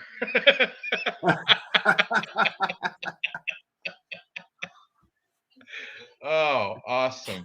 I'm high on the underdog. Plus 185. Give me Macy Chazon. Norma Dumont gasses too. I've seen them both gas out, to be honest with you. They both got suspect cardio. I'm going to talk about their last 5 for real quick. Macy Chazon's coming off a loss to Raquel Pennington. She got guillotine choked round 2. Not good look. But before that, she beat the gym teacher, Mary Renault. She beat Shanna Young, who just had a spectacular win last week. She lost to Lena Landsberg. She beat Sarah Maras. And she beat Gina Mazzani. That's her last 6. So last 6 fights. Fighting out of Fortis MMA. Huge height and reach advantage. Then you go to look at her. Stoic. Looking like a stoic statue there. I love it. Then you got the immortal Norma Dumont. Norma Dumont is coming off 3 wins in a row. She's been holding down the top contender spot at 145 for ages now. She did drop down to 135 for that fight against Ashley Evans Smith there. But you see, she beat the Aspen Ladd. That's when Aspen Ladd's boyfriend / coach was yelling at her in between rounds. Do something! Get up! What do you think? What are you doing out there? You look like. Oh yeah, I felt it was so cringy. I felt bad for her. But anyway, before that, she beat Felicia Spencer. Felicia Spencer is now retired. Like I said, she dropped down to fight Ashley Evans Smith, beat her. Her UFC debut, she got housed though. She got wrecked by Megan Anderson. Right cross round 1. I remember watching that fight, and I'm like, wow, this girl Megan Anderson's a beast. She's gonna be the first person to be able to fight against Amanda Nunes and give her a challenge. Nope, Amanda Nunes wiped right through Megan Anderson. But I'm just saying, I remember watching that fight, and I was super high on Megan Anderson after watching her destroy Norma Dumont in the first round. So, I mean, Norma Dumont not really impressing me. Not really. But Macy Chazon, same. I mean, she's not fantastic, but I think she's good enough. And plus at plus 185, she's definitely my side here. Yep. Macy always has size advantage, always looks like crap. I know, but Norma Dumont, it's hard to look like crap against her because all cans, as well as Norma Dumont, as you could say the same there. She real news with the documents, real news saying she was 195.5 against Evan Smith. She never made it to 135. You're back. Ooh, okay, interesting. But yeah, I'm big on the plus money. underdog here in Macy Chiasson. Dave also siding with Chiasson. What about you, Blood Money? Cody, what do you think about Macy Chiasson, Norma Dumont? Sorry about that, guys. I'm all over Norma Dumont here. I really think that Norma Dumont. Yeah, I think she's better at every aspect of MMA. She missed weight. What's that? She missed weight. Yeah. I don't know if that matters to you, but she did. She missed weight. She got to give up 20%. She had to give up some of her purse. I think she made weight out back. She made weight out back, and then she came up front and missed weight by half pound. Yeah, they're saying that's what happened with Oliveira. Yeah. But man, like if you watch Norma Dumont, man, her fight with Felicia Spencer, dude, she looked really good. And Felicia Spencer's an animal, and that was at 145. So she's more used to competing at 145. I know Chiasson maybe has here once. But she won by split decision. So some of the judges, one of the judges had to go in Spencer's way. Yeah, she clearly, to me, she won the first two in that one. Yeah, and then against Aspen Ladd. But she's gonna have better striking. She's got really good striking. So to me, she's gonna have better striking than Macy Chiasson. She's gonna have a better clinch. She's gonna have better wrestling, in my opinion. Like she was taking down Felicia Spencer in that first and second. I believe she took her down in the second, beat her the first round standing up, took her down the second. Like Felicia took her down the third. It looked like she got a little tired, but Felicia's a big beast girl, dude. And I think she's really good. But yeah, man, I'm just not impressed with Macy Chiasson. Megan Anderson though. Yeah, well, I mean, she got caught there, and Megan Anderson's a big girl, dude, and she could catch anybody. Megan Anderson I think she would be able to beat up Chiasson too. But yeah, man, I just think Norma Dumont's better everywhere. You know what I mean? I just don't really know anywhere where I can say that Chiasson is better. Like I watched her get beat by Lena Landsberg, and just like I'm just not impressed with her. Girl, she beat Shanna Young, who you were high on last week, right? I am not high on Shanna Young. I was just high on her against Mazzani because Mazzani's terrible. That was more of a fade of Mazzani, to be honest. Because like Shanna Young, but I mean she's also Gina Mazzani as well. Yeah. Then like I said, so I mean, but like she hasn't really beat the best people. But I'm really impressed with Norma Dumont. Like I really think she's good. Like because I had money on Felicia Spencer that fight. I'm like, damn man, she got beat up because Felicia Spencer at that point would only lose to like Nunes or Cyborg. Every other girl she fought, she would beat up. So, but yeah, man, I just think that if it goes to the ground, I think Dumont's going to be on top. Dude, Dumont's going to be a little thicker than her too, and I just think that Dumont's a better striker. Dumont's going to be the one that can get the takedowns. And I just don't know anywhere where Chiasson is better than her, to be honest. So I got Dumont. I got her in a parlay, like I said earlier, with Rodriguez, Cletson Rodriguez. And I think that's a safe parlay. I think both them guys are better than their opponents. I actually think that Cletson would have a better chance of getting beat than Dumont. I don't know where Chiasson is better. Like where I can't figure out her path to victory because she's not better at striking. Like Dumont's got good striking, man. You've seen against Aspen Ladd, seen against Philippe. I mean, she outstruck the gym teacher. What's her name? Marion Renault. She outstruck barely. Her. She also got taken down and controlled by her for a little bit of that fight too. And I mean, that's but I really do think Norma Dumont's really good, man. Oh, you got stats, Dave? We're up right now. Is that what you said? Sorry about that. I can barely read them, but you have to read them to me, Dave. I can't see that good. All right. Macy Chiasson strikes landed per minute 4.04. Norma Dumont 3.96. Pretty much a wash. Accuracy 46%, 50%. Pretty much a wash. Strike absorbed 2.5, 2.2. Also a wash. Maybe a slight advantage for Dumont on the defense side because Chiasson has 45% versus 67%. But honestly, in a girls' fight, that's a wash. Takedown average 1.08 compared to 1.28. Pretty much a wash. Takedown accuracy 23 to 45. Okay, I'll give a little bit of advantage to Dumont on that one. Takedown defense 64 and 100. Okay, I'll give it a little bit of advantage to Dumont on that one. Submission average 0.4 to 0.0. There's a good stat. That's a big stat right there. That 100% takedown defense too, because That's she's the only one I'm going to give you. That's the only one I'm. That looks like all the grappling leads towards Dumont though.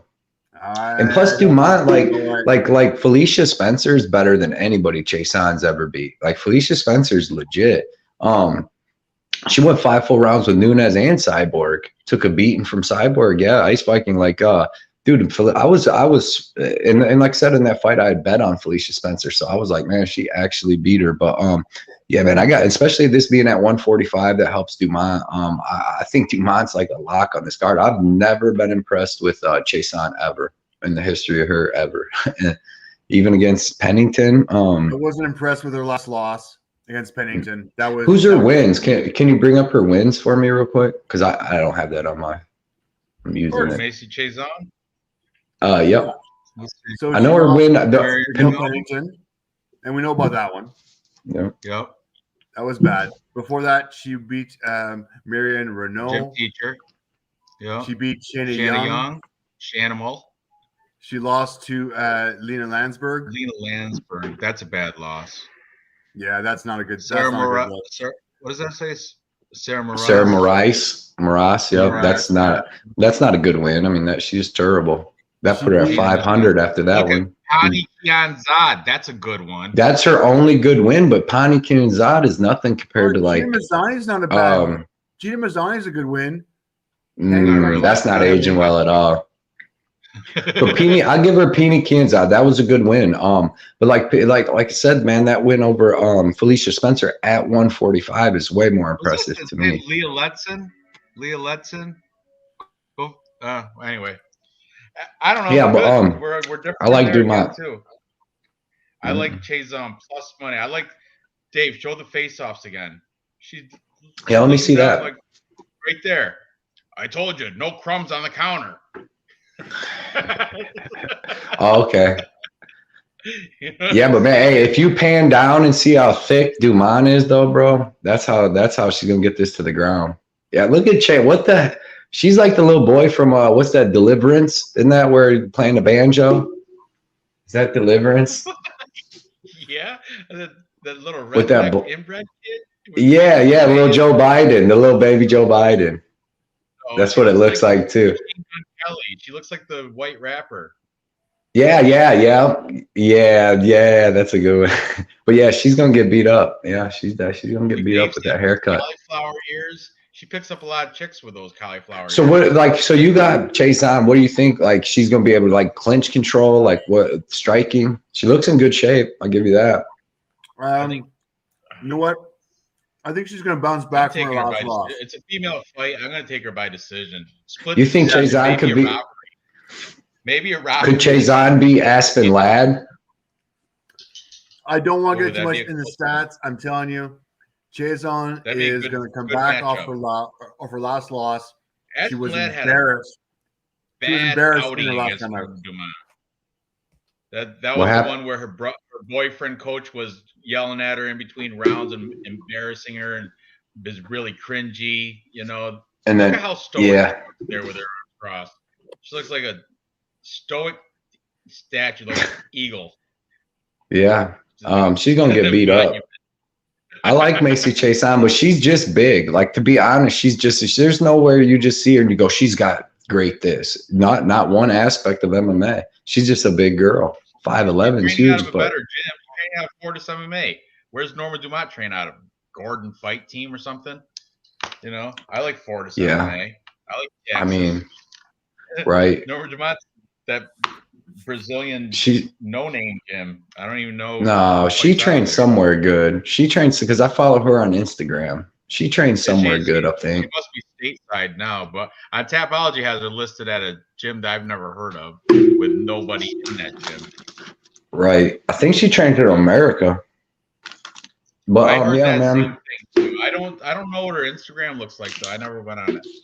Dude, Norma Dumont's good though. Like I can give you a lot of areas she's good in. She has good takedowns, good takedown defense, and she has good striking. Like she outstruck Felicia and Aspen Ladd, them are both better wins than Macy Chason, in my opinion. If she beats them, she definitely beats Chason. Look I at think Nick so is Alexander Ashley saying, Smith. if you miss weight, you need to finish to get the judges out of the question because they don't like girls that miss weight.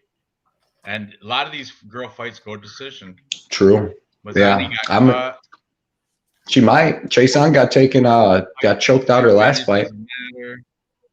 Deliverance is a class. Down, down, down, down, down, down. Yep. I With the want you to squeal like MGK. a pig.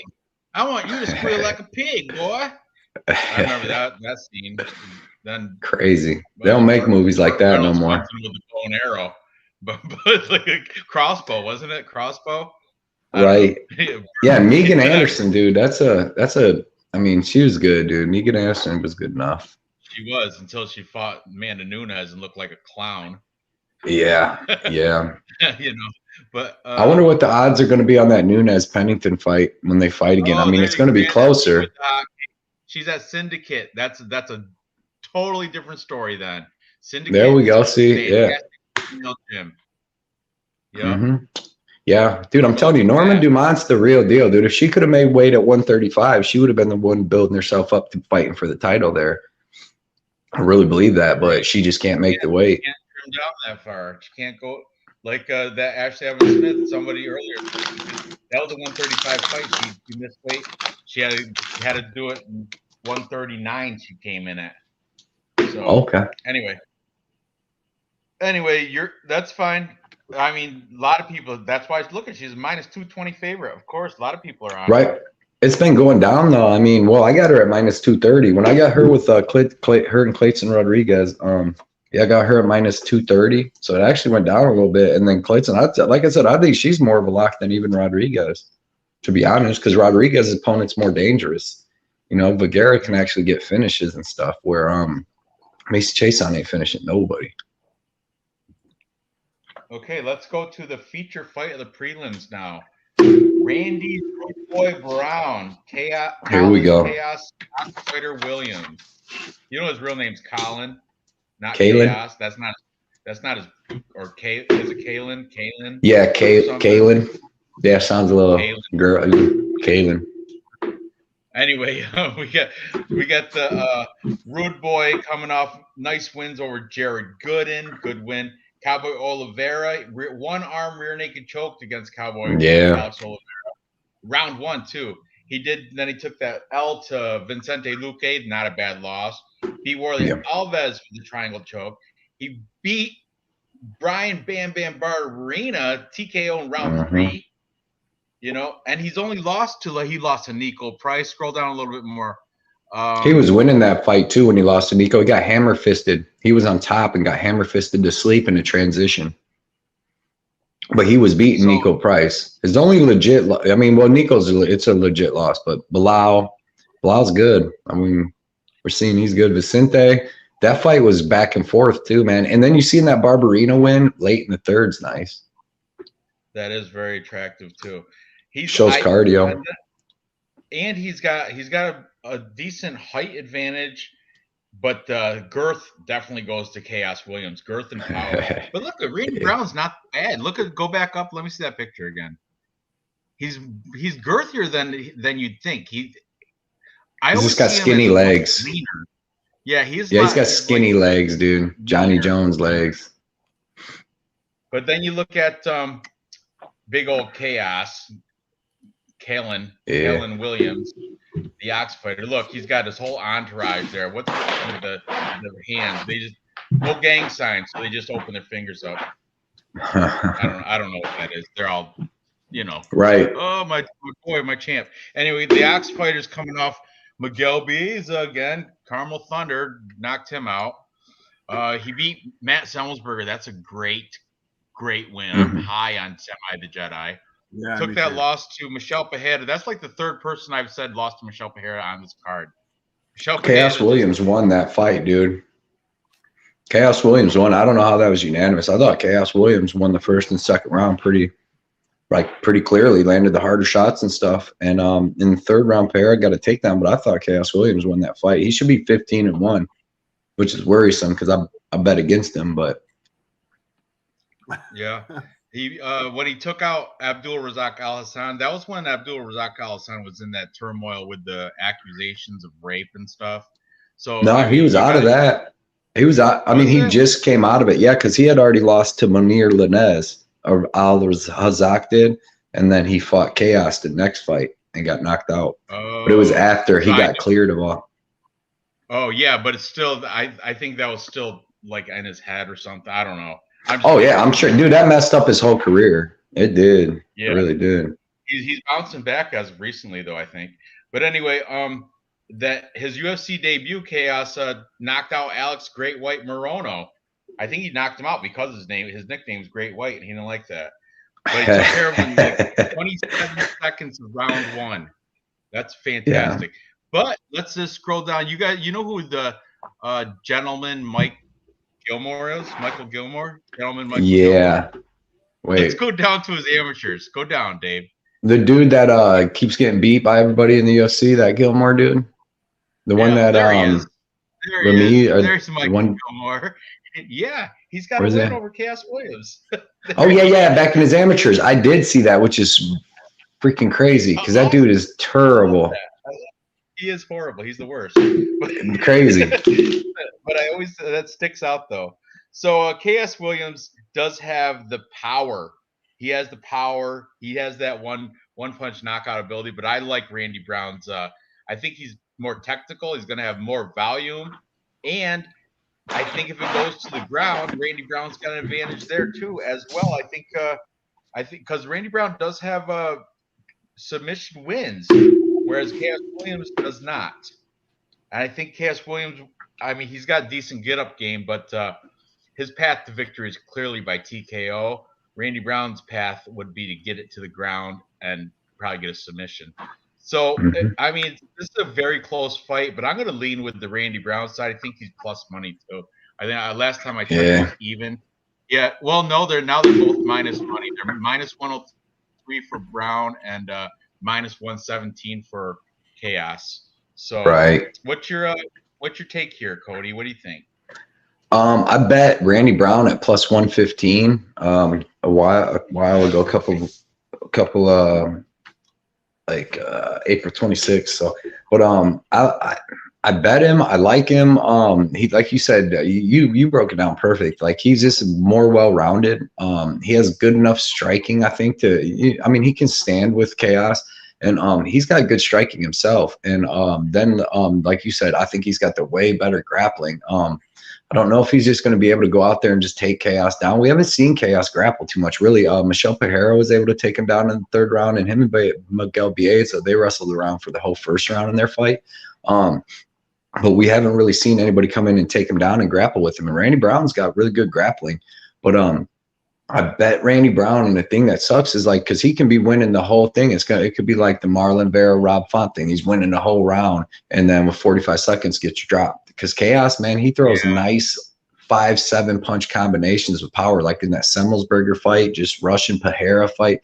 And I don't know, man. Like Randy Brown, it's not like he's got a weak chin, because his losses, like the KO to Vicente Luque, he had his hand on the ground and was like coming up right away, and he got kneed in the face and knocked out. And I don't think thought he was going to get kneed right then. And then against Nico Price, you know, he just took a crazy hammer fist, a weird one. But so I don't think he's got like a weak chin. He looks good. Well, yeah, he looked too. Great shape, dude. Yeah, and he's tough, man. Yeah, he's tough as nails too. But it's like Chaos, man. He's got such a granite chin too, dude. That's another thing. Yeah, Randy Brown is a lot bigger than him, but he's gonna stay on his P's and Q's, stay focused all 15 minutes, man. And it sucks. I've got Randy Brown because he was that plus money. You know what I mean? I figured that was going to flip a little bit, because I think he started out the favorite. He actually started out like minus 130. Then it flipped around. The highest it went to is like minus 1 or plus 115 for Randy Brown, and then it went back to almost even. But yeah, man, I'm going to be sweating it the whole time. When he was at plus 110 when I threw him in a parlay. But yeah, I like him. I like him by decision. Yeah, yeah. And I mean, he's way more skilled, but it's like, man, I'm gonna be worried that whole time, because Chaos is a dog. This is the first time I really bet against Chaos. But yeah, man, it's gonna be a good one. Chaos proved me wrong. So Yeah. anyway, Dave, what's your take? Who do you like in this? Man, this is scary. This is the last As free far as fight until you got to pay. yeah, I know. As far as betting goes, I don't think this is going to go the distance. I think this is going to go within distance, and if it goes within distance, I'm going to lean Chaos. I think Chaos has the more power. I think he's going to be able to land the more punches. The stats themselves are pretty much a wash. Chaos Williams, 5 strikes landed per minute compared to 4.21. Man, 5 strikes landed a minute. That's a lot. Accuracy 48% to 38%. Strike absorbs 3.11 compared to 3.38. So that's pretty much a wash. Defense 52 to 49. Once again, a wash. If this does go to the ground, Randy Brown's Who going had to the have value the advantage. again? Who lands more? Who lands more in strikes per minute? Chaos. Chaos Williams 5 compared to 4.21. Oh, okay, little edge there. Yeah, so we're like 0.8 strikes. How about landed a minute. takedown? They got takedown defense. What's Chaos's takedown defense? Takedown defense is 50%. 50%. And Randy Brown's takedown accuracy is only 43%. Yeah, takedown So that's accuracy not is only good. 43. We're not looking at anything. These guys are not ground specialists in any way, shape, No, or but form. when it does go down to the ground, Chaos has better submission. I mean, not Randy Brown's got better submissions. Chaos doesn't even have any submissions.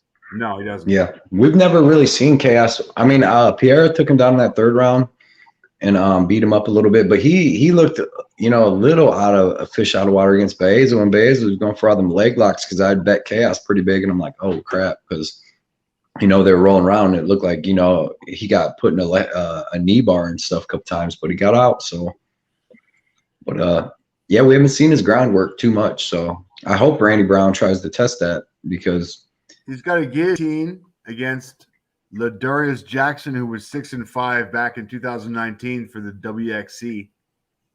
yeah. But I mean, that's the only Ladarius one he's Jackson, got. he still fights. He fights over in I think PFL maybe, or LFA. Or I know he still fights. I remember seeing his name on a betting strip. Well, his last fight was against Chaos. Oh, really? Huh. Yeah. Okay. Anyway, yeah, look at all that red. He sucks. Anyway, all right. You're taking Chaos, and me and Cody are both leaning Randy Brown. Once again, we can't come to the consensus. But okay, what's next? What's moving up the card? Next, we have the old boys. Down throwing Joe Lozon. J-Lo. Now, this is a weird fight because Donald Cerrone's a heavy fave, like I think minus 185, but he hasn't won in 6 fights. He's coming off so many losses. He had that draw against Nico Price that turned into no contest. But aside from that, he got beat by Great White, Alex Morono, punches round 1. Anthony Pettis took care of him. Conor McGregor with the shoulder. Remember? And Conor McGregor was pointing at his shoulder after he gave it. He's like, yeah, this is what did you in right here. This shoulder. I remember that. I'm like, wow, Conor. Okay. And that was Conor's comeback fight. Like he took that time off to go box. Yeah. And Justin Gaethje, but you can't blame him for the loss of Justin Gaethje.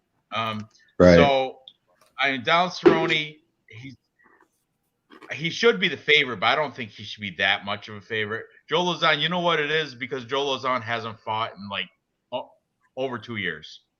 It's been a while. But he is coming off a win against Jonathan Pierce.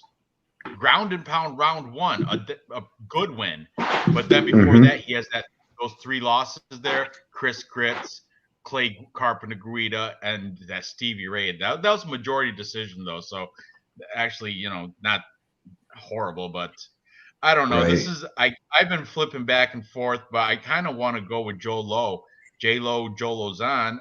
I just only because of plus money. That's pretty much the only reason why, though. And the recency bias, Donald Cerrone just has not been the same Donald Cerrone that he was back in 20 2018 or wherever, 2019. His last win was what, 2019, L.I. Quinta. That was his last win. Right there it is. There it is. But look before that. He had that string of 4 losses before that. Go up a little, Dave. You know what, though? You know what I just seen in his record, though? No, that's RDA. That's the grappling fight. So that don't even count. There it is. So we got Conan Ferguson, Justin Gaethje, Conor McGregor, Anthony Pettis, Alex Morono, and now the other ones are grappling. At least he's being active, though. That's the thing. He's been more even though he's been getting beat up by everybody, he's been more active. And Joe Lozon just hasn't. Go to Joe Lozon's. Go to his record, though. I just noticed something. I'm just looking at it on my big screen, but it showed on Joe Lozon at least like 3 of his last 4 wins were first round finishes within the first couple minutes. Like, all right, Pierce he knocked out in 1:33. Sanchez he knocked out in 1:26. Maybe, but that just shows he had a decision over Marcin Held, but it just showed that that's what you need to do to beat Donald Cerrone. You know what I mean? You go out there and you swarm him early. He had Takanori Gomi and red peppered in there. Yeah. But Michael Chiesa. That was a wild MMA math. Is that Ally Quinta he took a loss to? Yeah. And MMA math, Donald Cerrone beat Ally Quinta. Right, but dude, with these dudes, you could go do that with probably 20 fights, though, where one beat one dude. You could. But by the way, he beat Diego Sanchez when Diego Sanchez was good. That was the first time Diego had ever been knocked out. Joe Lozon was the first person to ever finish Diego. Yeah. What I did, legend. Yeah, and split. I mean, Joe Lozon's good. He's gonna have to come out. Man, you can't. Majority's not cool. I don't like that. Right. Big Guida's a legend. Yeah, he just got caught in that one. Legend. Jonathan Pierce isn't that bad either. Jonathan Pierce is good. And that was what he did. Yeah, I bet what I did. I was leaning towards Lozon because I feel like Cerrone's chin and reflexes are gone a little bit, man. I feel like, and then his last couple fights been at 170 or something, right? I'm pretty sure for Cerrone. So he's cutting back down to 155, which ain't gonna help his chin. Especially when you're this old. He's been filming movies, doing all kinds of stuff. It's like, how much has he fully been training for this and all that? So I don't know, man. I like Lozon to blitz him. I love both these guys, but I couldn't bet either guy. But I did bet the under, man. I bet the under 2.5 for minus 175. I just put 1.75 units to win one, and I think that's going to hit because I think Lozon knows that he needs to come out and put that pressure on Cerrone because that's been the historical way to beat him. And then if he can't get him out, if he gets him out of there, the bet wins. If he can't get him out of there, then Cerrone's going to hit him with a body or a head kick in the end of the first or the second round and then get a finish himself because Lozon will be out of gas. So I think that's it'll be Lozon by first round KO. I think Lozon's going to swarm him, dude. I think he's going to come out. I think Cerrone's reflexes are bad and just a lot of stuff, that Lozon I think is an active coach. He's he owns his own gym and stuff. So, yeah. And there's some good fighters coming out. Randy Costa comes out of there. He's 2 years younger than Cerrone. He's 2 years younger than Cerrone, and he's got way less damage on him. You know what I mean? He's got a couple TKO losses, but not like, Cerrone. His face, he's got wear and tear. Matter of fact, I didn't even get to see this face-off because this is where I had to start the show because I was late on watching the face-offs were late today. They started at like 7. Were they? Oh yeah, for the pay-per-view. And out west. Right there. Mm-hmm. Looking emaciated as always. look at his old ass. Docile. He looks horrible too. Oh, let's see how they face off. Oh, there's a kid. Look, Nick Alexander. Where is it? Right here. Greasy rig decision. Bring his kid into the octagon with his turtle backpack. He'll still have that shit on tomorrow. Hey, no, Nick ain't lying about that too, dude. Yeah, that's funny. That could be true. All right, come on. There's J-Lo.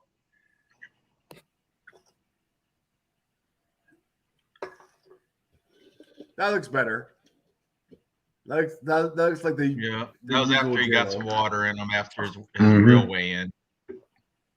Decent shape. Joe Lozon's tough as hell too, dude. Even if these dudes would have fought in their primes, this would have been a good fight, dude. Joe Lozon's a tough mofo, man. I don't know whether like Cerrone. I don't know what it.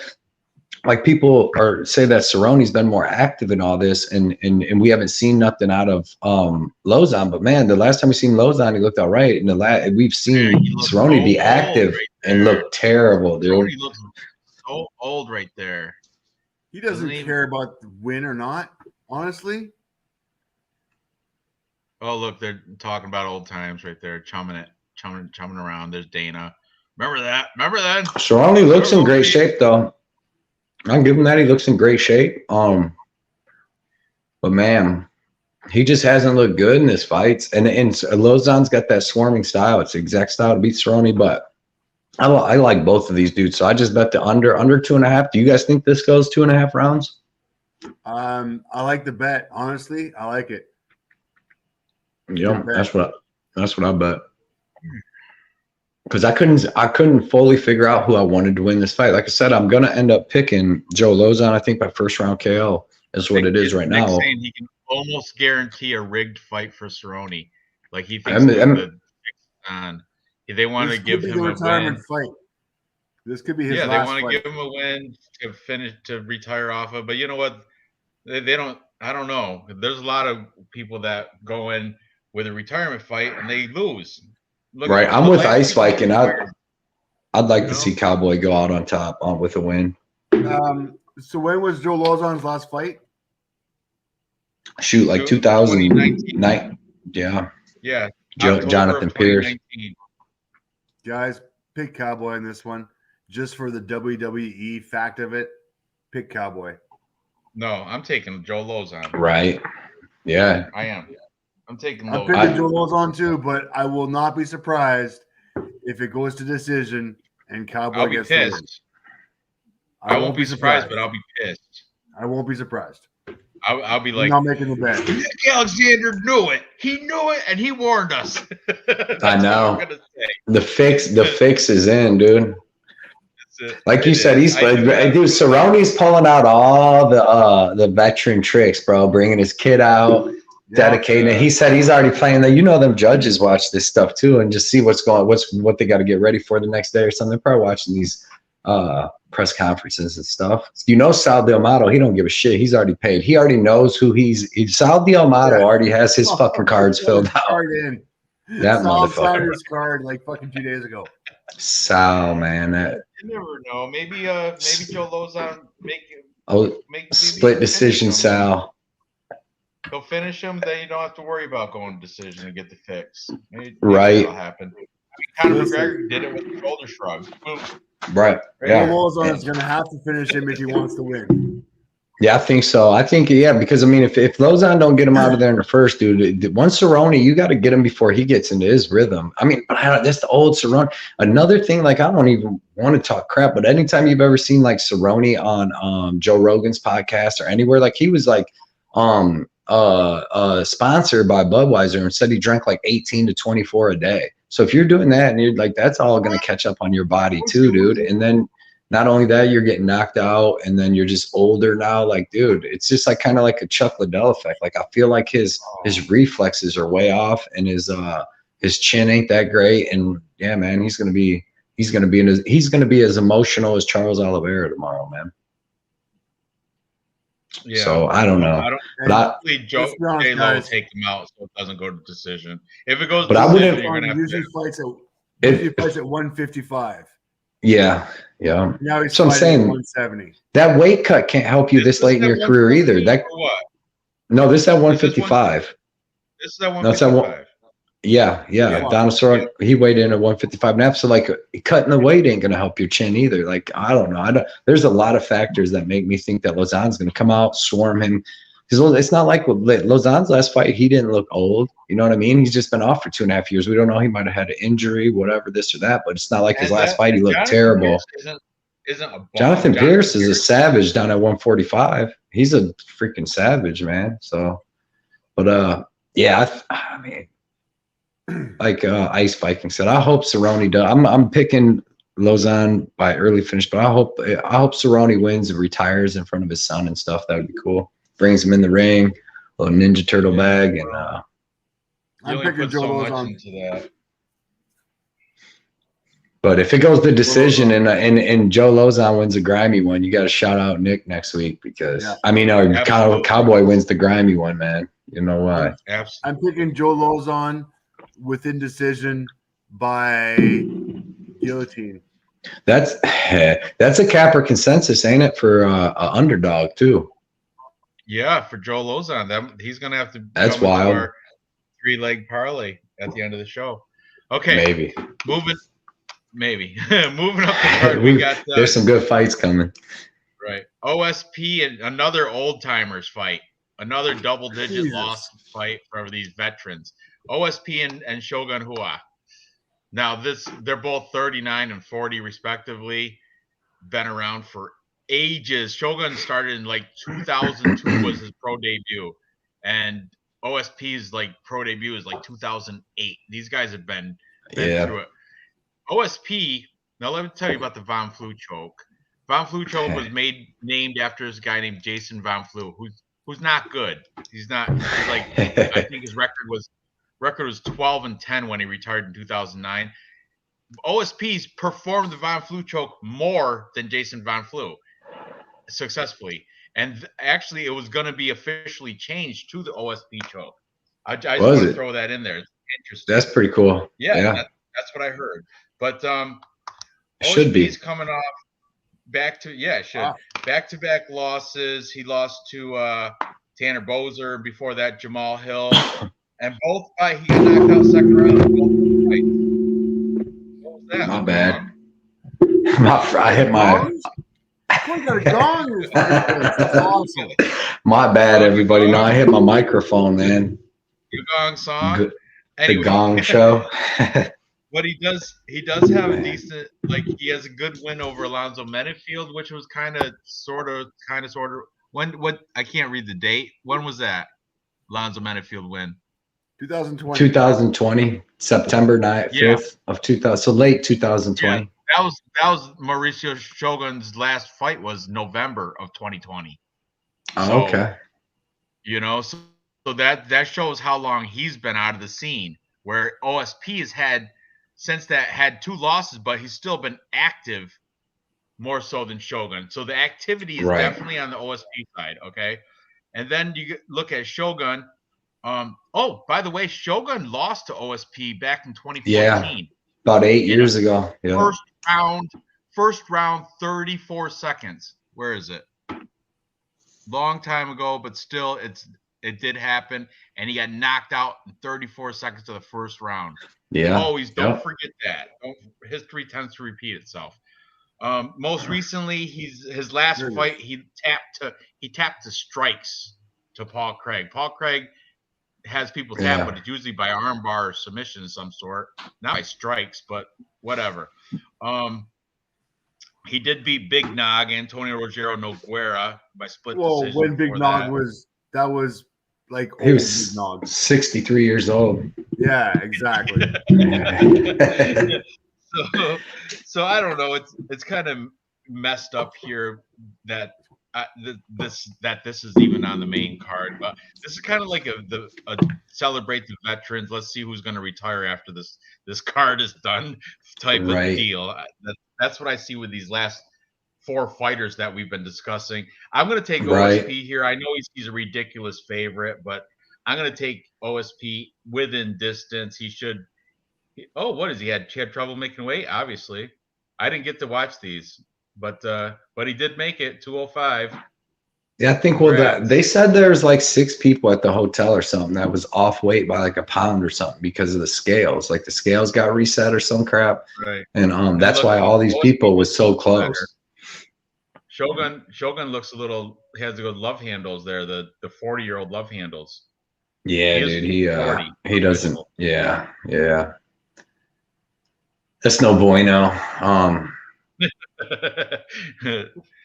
It does. It looks terrible, man. Yeah. Yeah, you got to give the activity, the physical shape. Let's look. Yeah, let's see if they got the face off right. Yeah, just let it play through this one where, oh, for old time's sakes, huh? Let's do it. Yeah.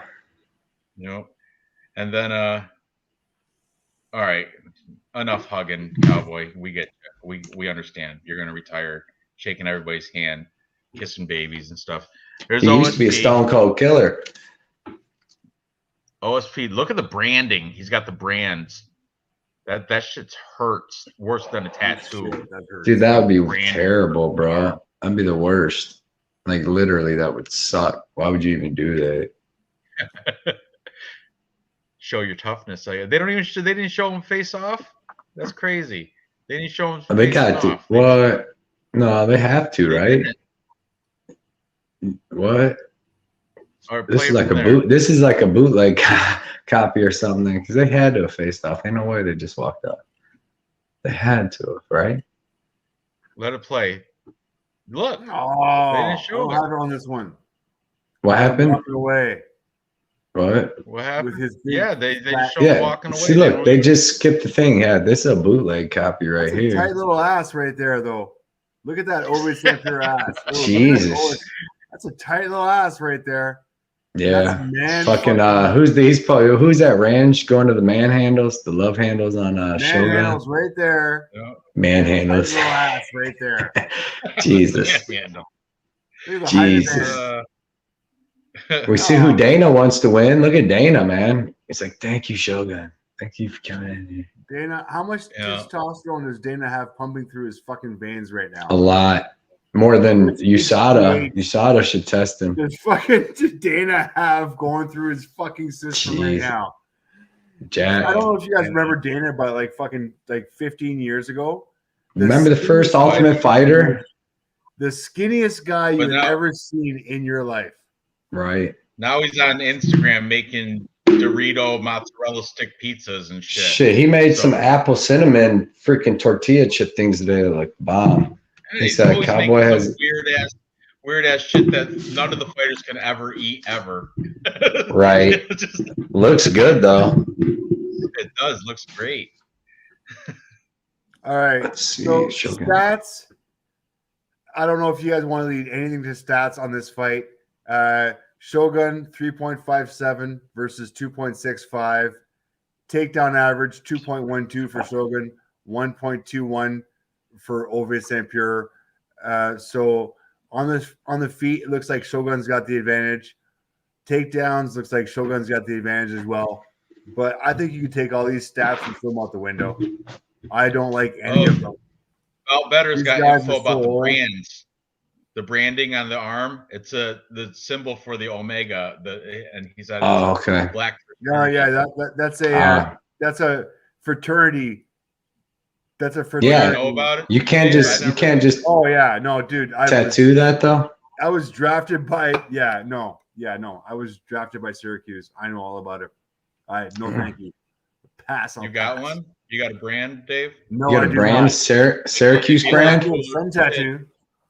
That's It'd what be a I lot There we like. go. cooler if you did. Decent. Yeah, I would figure if he was OSP, then you could just tattoo that shit on your arm, dude. Dude, that would suck to get burnt like that. Yeah, that like is- terrible. That is a college Horrible. brand for your fraternity. I'm not into it, but that's the thing. Anyways, looking at odds, man. Ovid St. Pierre Yeah, minus there's 250. no value Shogun here. Rua plus 200. If you're looking at it within Yeah. distance, minus 105 for OSP. That's that's kind of scary. And the bookies are going fight to go the distance, no, minus 225, yes, plus 162. So bookies are thinking fight's not going to go the distance, and they are seriously leading Ovid St. Pierre or OSP. If you're going to bet this OSP minus 250, you might as well bet the minus 105 within KO, TKO, DQ, or submission, as far as I'm concerned. Minus 105, way better than minus 250. That's Right. my bet right here. OSP minus 105. He might Within bound to distance. choke him. I like that. I like that one. So, Yeah, Like, you must know where you get your paintings. Actually, I order them online from iCanvas. You can get, there's like a whole bunch of different ones. I got some more I'm about to put up. I'm trying to figure out how I'm gonna do it. I got a Richard Pryor one, Bruce Lee one and stuff. But yeah, iCanvas. I'm trying to get my camera right. I gotta I'm gonna get a laptop and do some stuff, but I'm trying to get to where you can see them like better, more clear, but I never take time to figure it out and improve it. I need to get better lighting or something. Me as well. I have to get better lighting for sure. But anyway, so we're all heavy on OSP. We just don't know how. We're just that's what I got inside the distance. Right? I literally have that wrote down. Round 2. So OSP TKO round 2. I could see that happening. But OSP is so low output. Like if these dudes just stayed in like a low output striking match, dude, they could go. Because I know sometimes he doesn't show up. Sometimes he's just like going through the motions. I've seen he never comes out hot. Like OSP usually never comes out hot. But I don't think he's gonna. I have never seen Shogun Rua look so horrible in my life. Right. I have never, like, he needs to get some TRT. He needs to get some Dana White shit. He needs to get some. I don't know what he's fucking. He needs to get something in. He needs to get what Joe Rogan and Dana White have in their system. Because Shogun Rua looks like just a little that Vitor Belfort stuff. Yeah, I don't know. Just a little taste. Just a little taste. I mean, at 205, he could have made 185 easy. Right. Easy. Yeah. He was always a little chubby. Like sometimes Shogun seemed like maybe in Pride. He might have been a little more, but he was never like cut up. But he was still a bad mofo. Shogun in his prime, dude, was such a bad dude. This is not the Shogun that we see these days. Not even close. He trains out of King's MMA with like people like RDA, Fabricio Verdum. Yeah, that's Benil Urios. The dude, they're all listed there. Yeah, the head trainer's the guy that had started Shootbox. Forget his name. Oh, really? Yeah, he's a if Nick Alexander's here, he'll probably know, but it's the dang it. He was one of the original founders of Shootobox. That's why Shogun and them came, and he does King's MMA. He's got a cool name too. I just can't remember. Yeah, but also Shogun has his own place, the Shogun team. But I'm sure he's most King's MMA. Just to throw that out there. Yeah. So anyway, so we're all this over is OSP. not the Shogun we've got, guys. Come on.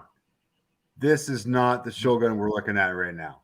No, not even close. Yeah, he had a strong first round with Paul Craig and then fell apart in the second. So that's why I pretty much like your Open St. Preux second round finish, Dave, because he'd probably go out there and go hard in that first round. I mean, I don't know if he's going to finish Open St. Preux. You never know. I mean, I'm sure Shogun's still got some power in his striking. So if Open St. Preux takes him lightly or something, he could get cracked and get clubbed and subbed or something like that. But if that don't happen, it just looks like Shogun's going to get tired like he kind of has been, because he looked terrible against 63-year-old Nog too. So low Nog. So. Oh my God, Shogun versus Dan Henderson. Back in the day, that was the shit. How old is this? Dude, yeah. How old is, come on, UFC 139. That had to be like 2012, Dana, look 13. How skinny Dana is.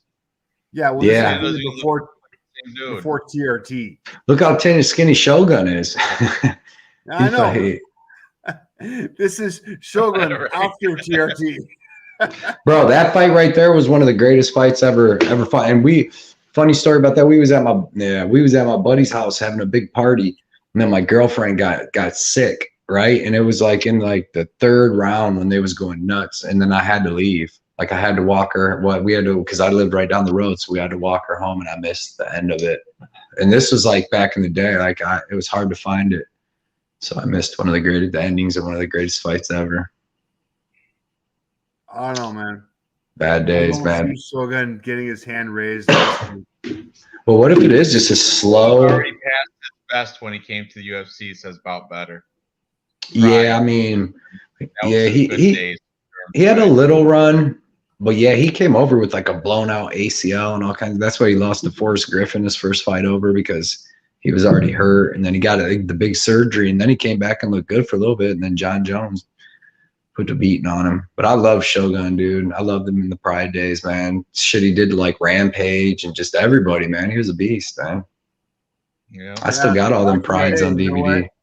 Back in the day, he was the man, but Not no more. This- That's not the same guy.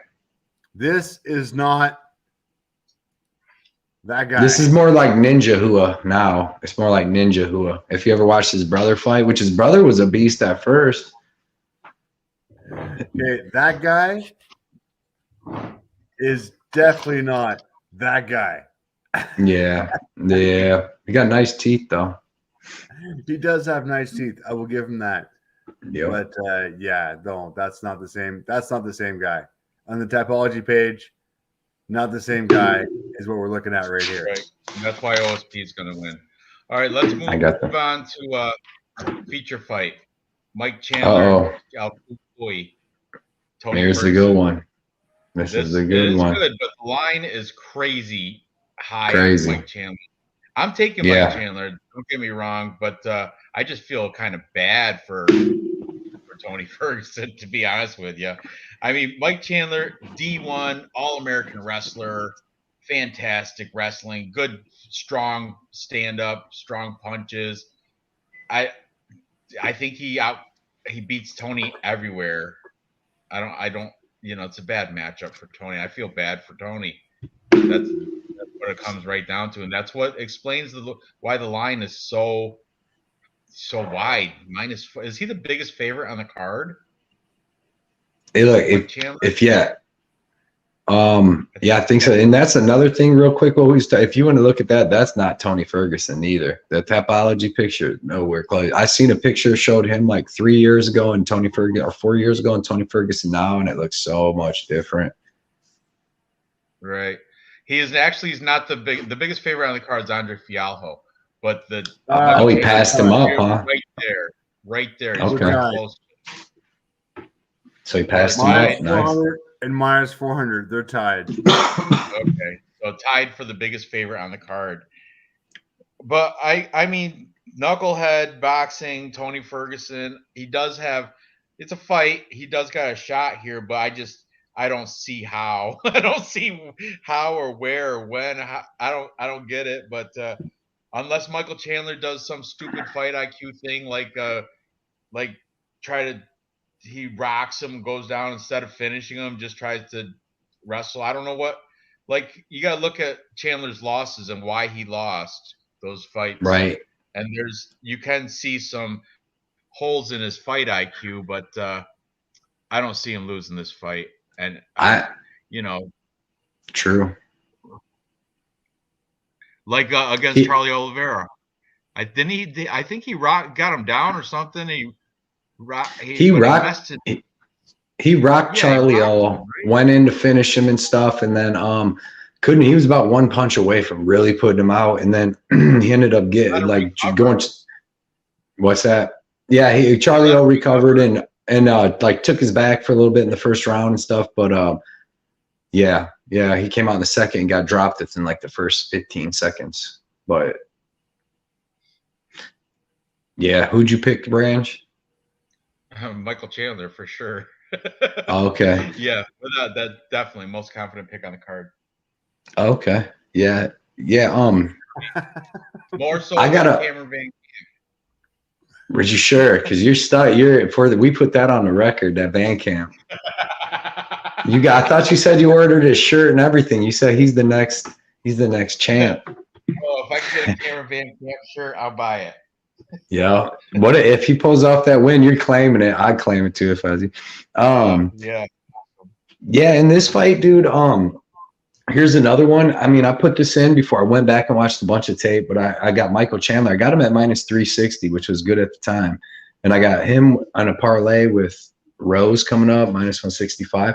But man, I was watching for Tony Ferguson to see his ways to win. He's for how bad he's looked in his last two fights, his fight before that with Gaethje 3 fights ago, striking actually didn't look too bad. In the first couple rounds, he hit Gaethje with the upcut that almost dropped Gaethje, and hurt him bad. So he's still got striking there. And if Chandler's sloppy standing up, if Tony could definitely still catch him. I think what Chandler needs to do is take Tony down. like everybody's been doing, like Benio did, like Charles did, because Michael Chandler's fought 29 times. He's never been submitted. So I don't think the 38-year-old Tony Ferguson's going to do it. You know what I mean? I mean, he can wrestle him down. He stayed safe on the ground with Oliveira in the first round. I think that he could use that, because especially maybe a little bit in the first round, just to wear Tony down a little bit, because like I said, if you go watch Tony fight Gaethje, he still had some decent striking. You know, he started getting beat up bad at the end, but because I'm saying that's the only way that I believe Ferguson can get the win, is by just sticking him with the shot, standing up, because he's not going to get the sub. He's not going to wrestle him down and get top control for 3 rounds. This is only a 3-round fight, right? Yep. Yeah. Because some of these they've made where they ain't even a championship fight. Sometimes they made a fight, but Right. yeah, man, I got Michael Chandler. I got him by decision. I don't know if he'll get Tony out of there. Maybe he can get him out of there in the 3rd round. But yeah, man, I'm gonna take Michael Chandler by decision, and like I said, I got him in a parlay with somebody coming up road. Division So. 1 wrestling. That's the big. Michael Chandler's a D1 All-American. Tony Ferguson is from Knuckleheads Boxing. So I mean, Well, Tony Ferguson wrestled too. He wrestled too, but he wrestled in college too somewhere, but not nowhere real big. But he was good too, yeah, though. I think Michael Chandler wrestled at like Oklahoma State or something, OSU. Michael D1 Chandler's definitely the beast of him, because I think Tony Ferguson has the All-American tattoo. I'm pretty sure he has the All-American wrestling tattoo. Yeah, I'm pretty sure he does, like in a junior college or something like that, maybe. Yeah, but I'm pretty sure he does. I don't really know the background, but I definitely know Chandler came from a D1 wrestling. Yeah, he's better. Chandler's definitely. What was their stats on that, Dave? On like the takedown accuracy in this fight for each dude and the takedown? Because I know Tony's been getting taken down like a mofo lately. Dariush took him down, Oliveira, but before that, you know, like Kevin Lee took him down. He got submitted, but Kevin Lee's a quitter. Yeah. So on the feet, strikes landed per minute 5.17. Even. Damn. 5.15 for Tony Ferguson. Takedown average 1.73 for Chandler, 0.42 for Ferguson. So Chandler definitely the advantage on that, on the takedown. Right. Takedown defense 67 for Ferguson, 71 for Chandler. The one thing I don't like too much, takedown accuracy for Chandler is 33. But there was a lot of fights where he was struggling for those takedowns in his loss for Gaethje and Oliveira, where he was looking for those takedowns. So I think that really brought his takedown accuracy down. Right. He did have all those attempts that he was kind of fading on. So I'm kind of going to take that 33% with a kind of a grain of salt. But the takedown defense for Tony Ferguson, 67%, that's not too impressive. And if Chandler does take him down, I think Chandler's going to be able to control him easily with that wrestling background. Easily. Right. And if Chandler's got any chance, if Ferguson's got any chance, it's going to be on the feet. And 5.15 compared to 5.17. Their volume is going to be pretty much the same. Right. So I'm having a really hard time here picking Tony Ferguson. Yeah. Plus wear and tear. He needs a better manager. He has picked some bad fights in the last little bit. He could have done better after, his win over Cerrone. Right. He shouldn't have gone right to Gaethje. He should have gone to Oliveira and Dariush. Those are bad balls.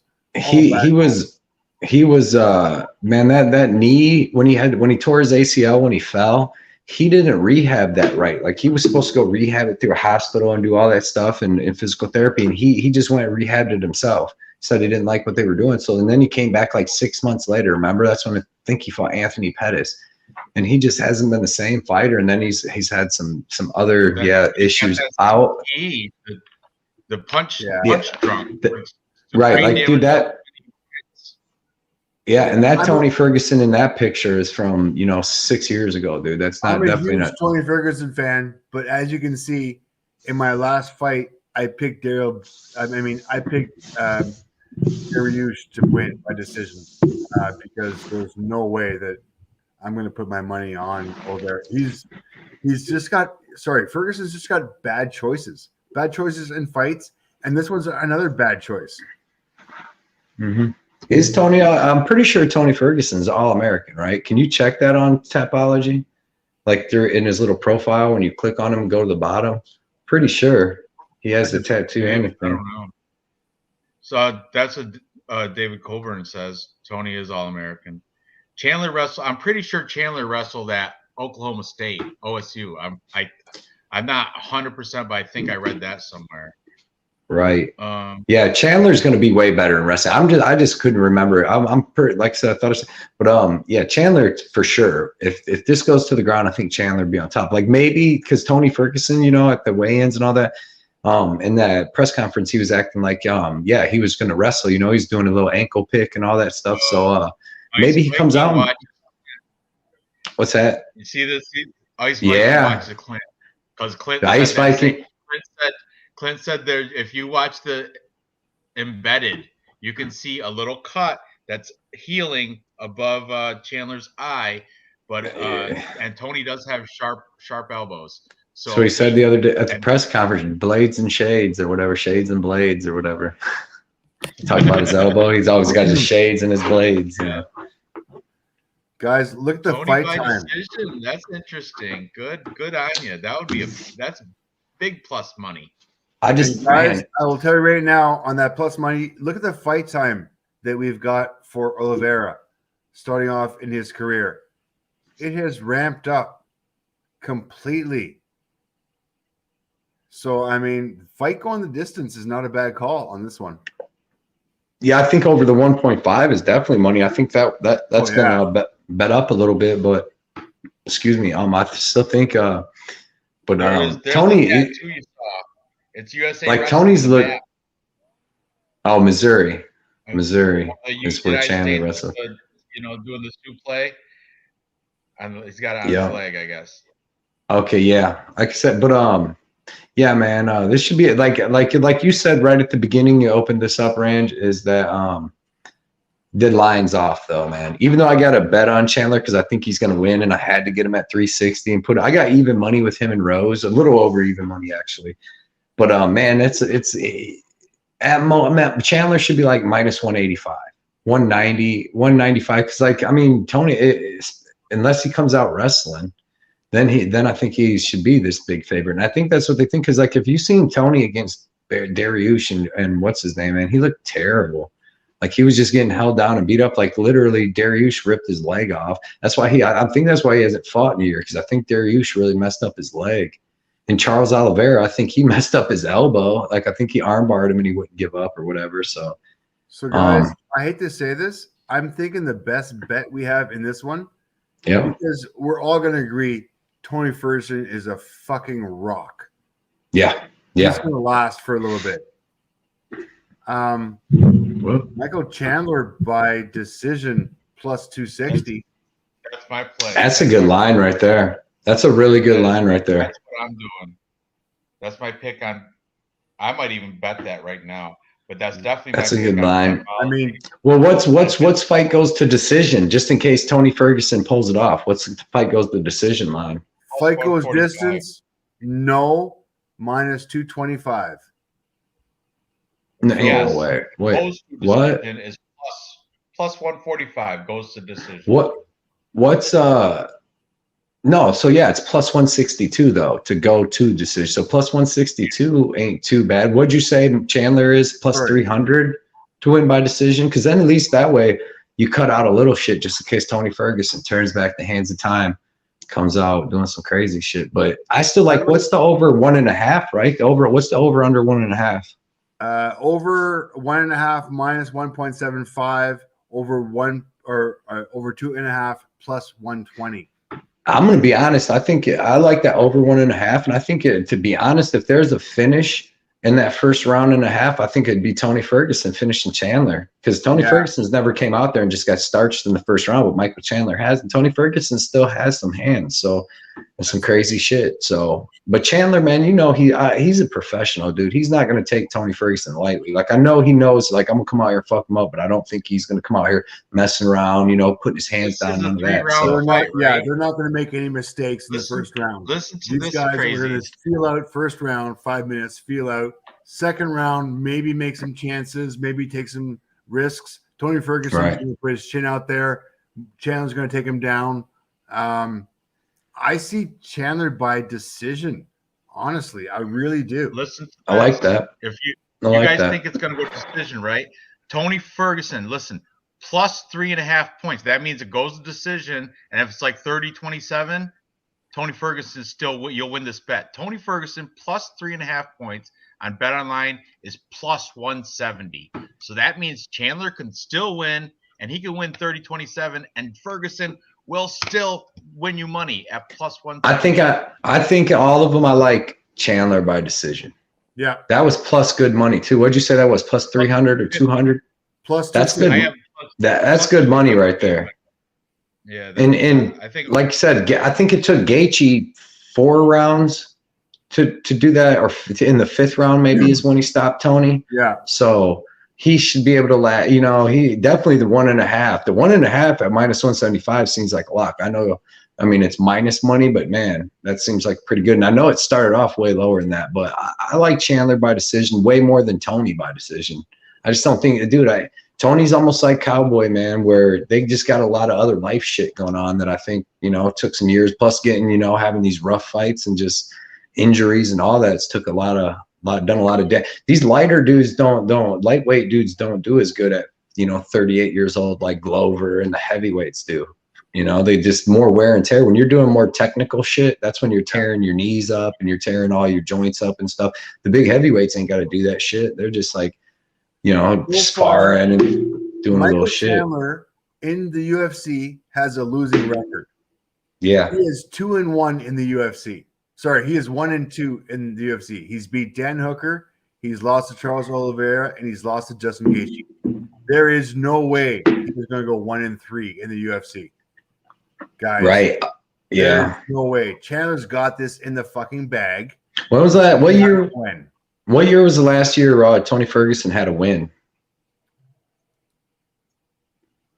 Last time he had a win was against Donald Cerrone in 2019 for an So he hasn't had a win in 3 years, and when he did win, and he was in a war with Cerrone. If I'm not wrong, it was 1-1 going into the 3rd, right? Yeah. And Cerrone blew his nose. Donald Cerrone stood and traded with fucking, like, that was a bad move.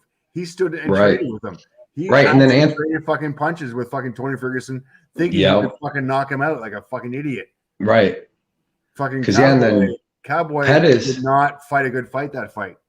No, Pettis quit against Tony. If you remember that, Anthony Pettis quit against Tony. But he wouldn't come in. He's like, I broke my hand. When he gave Tony, he dropped Tony, gave him a beating in the first round. Tony, but so man, it's been a solid 3 years since Tony's had a win, and that was over Cerrone, you know. But Cerrone was on a little run back then. So, but man, that's not a good look to go 3 full years, and you've took 3 losses since then. He hasn't fought in a full year. I think Dariush messed his knee up. You remember that? Yeah. Remember Dariush? So I think he must have been injured, but he said, I think, yeah. But yeah, man, I gotta go with Chandler. I like that by decision, but you never know. Like I said, I'll be worried. I'm still gonna be worried that Chandler's gonna get dropped in the first or something, just some crazy. Just like with Feely. You know, I'm watching the Feely fight for sure, just waiting for Feely to piece him up, and all of a sudden he's fucking Chandler's too smart for that. Chandler's going to be covering up. He's going to be covering his chin for the first round, guaranteed. Second round, he might let it go and try takedown. Chandler by decision. Moving on. Yep. Moving on. Doug Rose versus Carla Esparza. Carla Esparza did win the first time around with her wrestling, and I think it's going to be the same shit going on here. Doug Rose is taken down by Weili Zhang. Weili Zhang's a striker, not a wrestler. She's Chinese. And I don't think she should have even won that last fight against Weili. I mean, just that's my opinion. But I know the whole let's fight communism, down with the red, and all that crap. but whatever. You know, Down with the red. don't get me wrong. I think Thug Rose is good, but Carlos Esparza is definitely the Cookie Monster. Has definitely got the better wrestling, and Thug Rose that's where her hole is in her wrestling. She'll be. I think Carlos Esparza. I'll give her over 4 takedowns. If there's a prop bet on that, I bet you Carlos Esparza gets more than 4 takedowns this fight against Rose. It's a 5-round fight too. Yeah. 5-round fight. I got Carlos Esparza winning by decision because of the wrestling, because of takedowns, control time on the ground, and that's a quick breakdown for me. But well, I mean, you guys can tear it apart. I know, and Carlos Esparza is plus money, correct? Oh yeah. She's Yeah, probably plus 150 or 60 by now. I'm gonna try to see if I can find it here. Oh, she's plus 178. Yeah, I'm taking the underdog here. Thug Rose is minus 208. But I like the wrestling of Carlos Esparza here. And she's already beat her once. She beat her in like the first ever championship bout in that weight class back in like, was it Ultimate Fighter or something, I heard, right? Yeah, but Rose had like 4 fights in her career then though, and she came from a striking background, so now she's had like 8 years to get better. So, and Carlos Esparza, Ranch. Yeah, so it's been about 8 years. Yeah. What was wait? That was before her win to Angela Hill, Paige Van Zandt. She was only 2-1. She was only 2-1, and to come in and fight a badass wrestler like that when she probably hadn't even fought a badass. If you're only 2-1, she definitely hadn't fought no one like Esparza. But look, she got a win over Tisha Torres, who's good, got good wrestling and stuff. If you've seen this girl fights every girl twice. She fought Tisha Torres twice. Yeah, she's fighting Carla Esperanza twice. Well, it's a shallow. She fought Jessica Andrade twice. She's fought Joanna Jędrzejczyk twice. Weili Zhang twice. She fights everybody twice. So she's already lost against Carla in 2014. She's gonna get it back. Dude, it's time to get her back. Yeah. Dude, because like the Rose has been fighting Weili Zhang twice, Joanna twice, Andrade twice, right? In her last 6 fights. That's her last 6 fights. All of them 3 girls are super well-rounded. You know what I mean? They got wrestling. They got, well, besides Joanna, she don't use wrestling. But Weili Zhang uses wrestling. Jessica Andrade uses wrestling. So she's been having to train for legit killers in striking and wrestling. So when she comes in this fight to fight Esparza, she's got 4 inches of height and 2 inches of reach, which should help her with any striking. But she's just going to be a lot bigger. And I think that with her basically, I mean, she's going to do her regular striking, I'm sure, but with her just having to just practice only for worrying about wrestling this time, not worrying about Weili Zhang knocking you out and wrestling, all that, just worrying about straight, pretty much defensive wrestling, man. I think she might get taken down in the first round. She's got good jiu-jitsu. She's got good sweeps. She's got all kinds of stuff. But the thing is if you bet Carlos Esparza, and then all of a sudden she gets that takedown in the first round, and then it gets a takedown in the second, but then Rose gets right up, dude, you're gonna be worried because Carlos Esparza ain't gonna be able to strike with Rose like that. Like, she might not get knocked out, but she's gonna get beat up bad. That's what happens when she knows it's gonna. She's gonna forcefully take it to the ground, just like she did. Yeah, and she does it. That's her strengths. You know, she's gonna play to him. Right. She couldn't even really get Michelle Watterson down though. I mean, she's been looking good against like Rodriguez, but she don't have the best takedown defense. And a lot of girls that aren't even really like wrestlers, like, but I don't know. I just think like even like Dave said, Rose is always avenging her losses or just beating the girl straight twice. So I think that she and not only that, but dude, her coach is Trevor Whitman, and she's training with Kamara on them. If you don't think they got her ready for a straight wrestler, like they got the best game plans in the business. So I'm expecting Rose come in, great fight IQ, great game plan, and to take this either by a submission or KO in 4th or 5th round. First, 4th or 5th is what I'm gonna give it. And I got to bet I got her and Chandler in that parlay, 1.75 units doing 1.85. So I got a little year plus money on that parlay. So are they going to show the face-offs here for the girls? And like, I think it was About Better that said she's got a lot going on. She's getting married next week and like doing all this other stuff. Why would you have like the two biggest moments of your freaking life one week after the next? You know what I mean? Like you're fighting for the title this week, and the next week you got a wedding. So you've been doing a little bit of planning of both and just a little more on your mind. But is she going to be able to take Rose down and hold her down for five rounds? Because she's looked like she's gassed a little bit in some of her other rounds by the end of the third, getting beat up a little bit. Like even against Grasso and them. Dev's in the house. What's up, Dev? Dev the dude. What's up, Dev? Everybody's on Rose, but not me. I'm not. I'm taking Sparza. I know Dev's on Rose. Oh, he sure is. Round. He's got pictures. He's met Rose and stuff. So oh yeah, I know he's on Rose. Then he's biased automatically. There ain't no bias though. She's still better. There we go. We got I don't think so. We got Dev. Dev's on the consensus with me and Dave. Man, I like your style, Dev. Everyone on, yeah. Rose round. That's what I just said. Yeah. Look at Rose looking big too, dude. I mean, does she hit her with that quick kick to the head? She just give her a little, you know, a little 1-2 like she did Joanna. Does she give her the head kick like she gave Welly? Thrown down to the ground like Whaley did to her. And Whaley Andrade. Hey, Carla Esparza would. If Carla Esparza fought Jessica Andrade would freaking maul her. Have they ever fought? Because then she ain't taking Andrade down. Andrade got great wrestling for, especially against a littler girl like Esparza. Andrade would eat her up, dude. And she would hit her like 4 times, dude. And Esparza would do what's the one girl that she just fought? The other little Mexican girl, Cynthia Calvillo. Remember, she just stood up against Cage and was like, "Oh fuck," and just quit basically. What do you think if Andrade and Carla Esparza fought? What do you think the line on that would be? Oh, because Andrade got great wrestling. Yeah, I think Rose like minus 200 probably. But yeah, and you seen what Rose even did. I like Rose a lot here, to be honest. Like she's only got wrestling. She has to use it for 5 whole rounds. I'm taking the wrestling here. Motherfucker, you motherfucker. Nah. Yeah. And what's your odds on it? So you're taking decision then, right? What's the Esparza by decision? She ain't finishing Rose on the ground, right? Probably not. I bet it has to be a pretty good line. Yeah, I'm looking it up right now. It's if she's already money line plus 178, I could just imagine by maybe plus 400 or something. What do you want?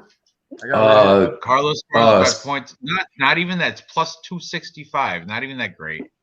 Damn, that's not even nothing. Decision plus 265. But I mean, how else she could get? I guess a submission. Maybe the tough thing about that is she could get some weird KO cut.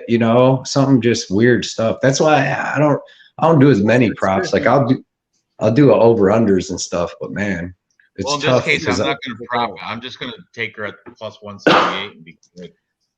Be happy, yeah. But I don't know. I feel like on this, she ain't gonna cut Rose, and she ain't submitting Rose, and she ain't KOing her. So I think that Esparza by decision. If you're playing Esparza, you got to do it by decision.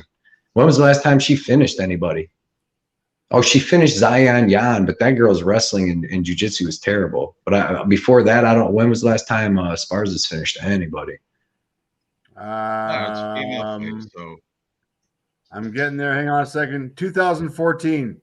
Okay, who is that? Rose Namajunas. No. Joke. Oh, wow. Wowzers. How fucked up is that? Yeah, but then look, she got knocked out by Joanna because she couldn't even take Joanna down back then. No. Joanna. And Rose fucking handed Joanna her ass. Yeah, twice. You want to play that fucking game, we can keep going. You want to take it there? Is that what you want to fucking do? We can do that. I got Rose. I'm all over Rose on this one, guys. I'm with you, Dave. I'm with you. Yeah. Might make it by TKO, but I'm not sure. Strong with my pick on Esparza. I'm strong on Esparza. I feel you, Ranj. That's and like I said, it's not when I got Rose Namajunas to start, she's minus 165. So the bookies didn't have her that big of a favor. I mean, Esparza was probably plus 125, 130. So to get her at plus, what'd you say she is right now? Plus 178 or something. That's not bad, man. she's got a path to victory. So, you know, Sure. that's more than I can say for Macy Chase on. Guaranteed. Yes, sir. All right. It's Dev. Nice. Why can't Carla TKO? Carla, I mean, because she would, for Carla to TKO, or I was just reading a comment, she would have to hold her down and just ground and pound her out. And Rose ain't getting caught. Rose is too good to just get held down and ground and pounded thanks, out. Dev. Thanks, buddy. That's my first ever donation from Dev. You got a donation thing? Bro. My first Hell yeah, one Dev. ever right there. There you go. You got to put that on the wall. You got to make I a shirt of that or something, Ranj, that just says 199. Dev the dude won. Dev, first donation. Hell yeah, ever. bro. Fantastic. Love it. Love it. That's cool as shit. Yeah, man. Congratulations on the ads and everything too, Ranj. That's awesome, bro. Oh, yeah, thank you. Thank you. I appreciate it. Yeah, you're the man. Hard work pays off. Hard work, dedication. Embe's taking tonight off. She's I don't know. Embe's on and off. She's got some, I don't know. She's taking tonight off. I talked to her today. I asked her. She's like, nah, I can't do it. So I don't want to get into her personal stuff. But anyway, so great. You guys are with Thug Rose. I'm on Carla Esparza. Seems like just me and NJ81 are the only ones taking Esparza. Everybody else in the world is taking Thug Rose, but that's good. Let's move on to the main event here. Maybe we get a consensus on this. Probably not, though, because I'm taking the underdog again in Justin Gaethje. So who you like in this fight, Ranj? Yeah. Gaethje. Because before the weight thing or after? Before the weight thing. Okay. Before the weight thing. All right. Respect. You know, I was like thinking, who would Michael Chandler, who faced both these guys, if you asked him who you think is going to win this, Mike Chandler, he would say Justin Gaethje, and he got finished. He got finished by Oliveira though. Yeah, he had Gaethje. I mean, he had Gaethje hurt like 2 times in that fight, like bad, but he didn't go all the way down. But I mean, I don't know. I wonder if they did ask him that. Oh man, look at this! Thank you, Nick Alexander. Appreciate it. You guys are the best. You guys are the best. What? Nick hit you up too? Attaboy. He did. Attaboy. That's awesome, dude. So nice. All right, you guys go ahead and break this. I didn't have a time to break this down that much, but I did look into it a little bit. I like Justin's power. I like his American wrestling.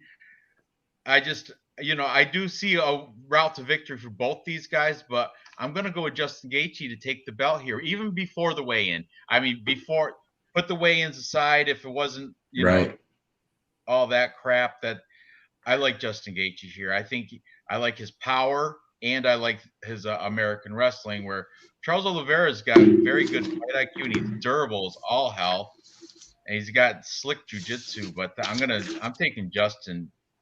Why? Which side you taking, Cody? Man, I mean, even after the weight bullshit, I'm on Oliveira. I put in a bet on Oliveira on March 22nd. I don't know if you can see it, but I actually put it on March 22nd, got him at -150 and put 300 to win 200. And I mean, the weight thing sucks. I'm sure it's going to be on his mind, but he's still got all his skills and stuff. And he just knows he's got to go fight even harder now to get his title back. Instead of maybe even being comfortable, like I'm the champ of this, now he knows he's got to fight again to get it back. So I like his skills. I like it's like with Norma Dumont or some of these other people, or not so much Randy Brown and Chaos, but it's the same thing. Like, you know what I mean? Randy Brown's got all the skills in the world, and then Chaos has that puncher's chance. And then that's the same thing here, because I mean, I don't know. I don't even know if Gaethje has better offensive wrestling than Oliveira, because he's got pretty good offensive wrestling. So it's like his face when he doesn't make weight. He held his own against Chandler. And look at his face when he doesn't make weight. He is but Chandler don't have the jiu-jitsu to hold it down. You know what I mean? Like with what Oliveira did to Poirier when he just gets him up against the cage. What do you mean? What do you mean? I made it out back. How come I'm not making it here? Well, there's pictures on Instagram where he had at the hotel. He had already made weight. Like, he had pictures on Instagram where he had already made weight. So confident. So like All right, I'm on the scale. Here it is. Little smile, little smirk going. Let's go through the process. There we go. I'm happy. What? What the? What? What the? What? Yeah. Did they give him Yeah. a chance to? Did they give him time to go? Sweat it off or something? Yeah. But if you've already stopped sweating and doing all that, dude, it's probably hard within an hour to just, if you thought you already sweated everything out, this and that, dude, it's probably hard to actually go even get another half pound out of your body. Like you want to do that all at once, cut that weight, cut it all. Because man, body fat percentage is like, has this, I feel like this has happened before, but has this happened before? I feel like there was at least one more fight where this happened, but I can't remember. Back in the old days, never.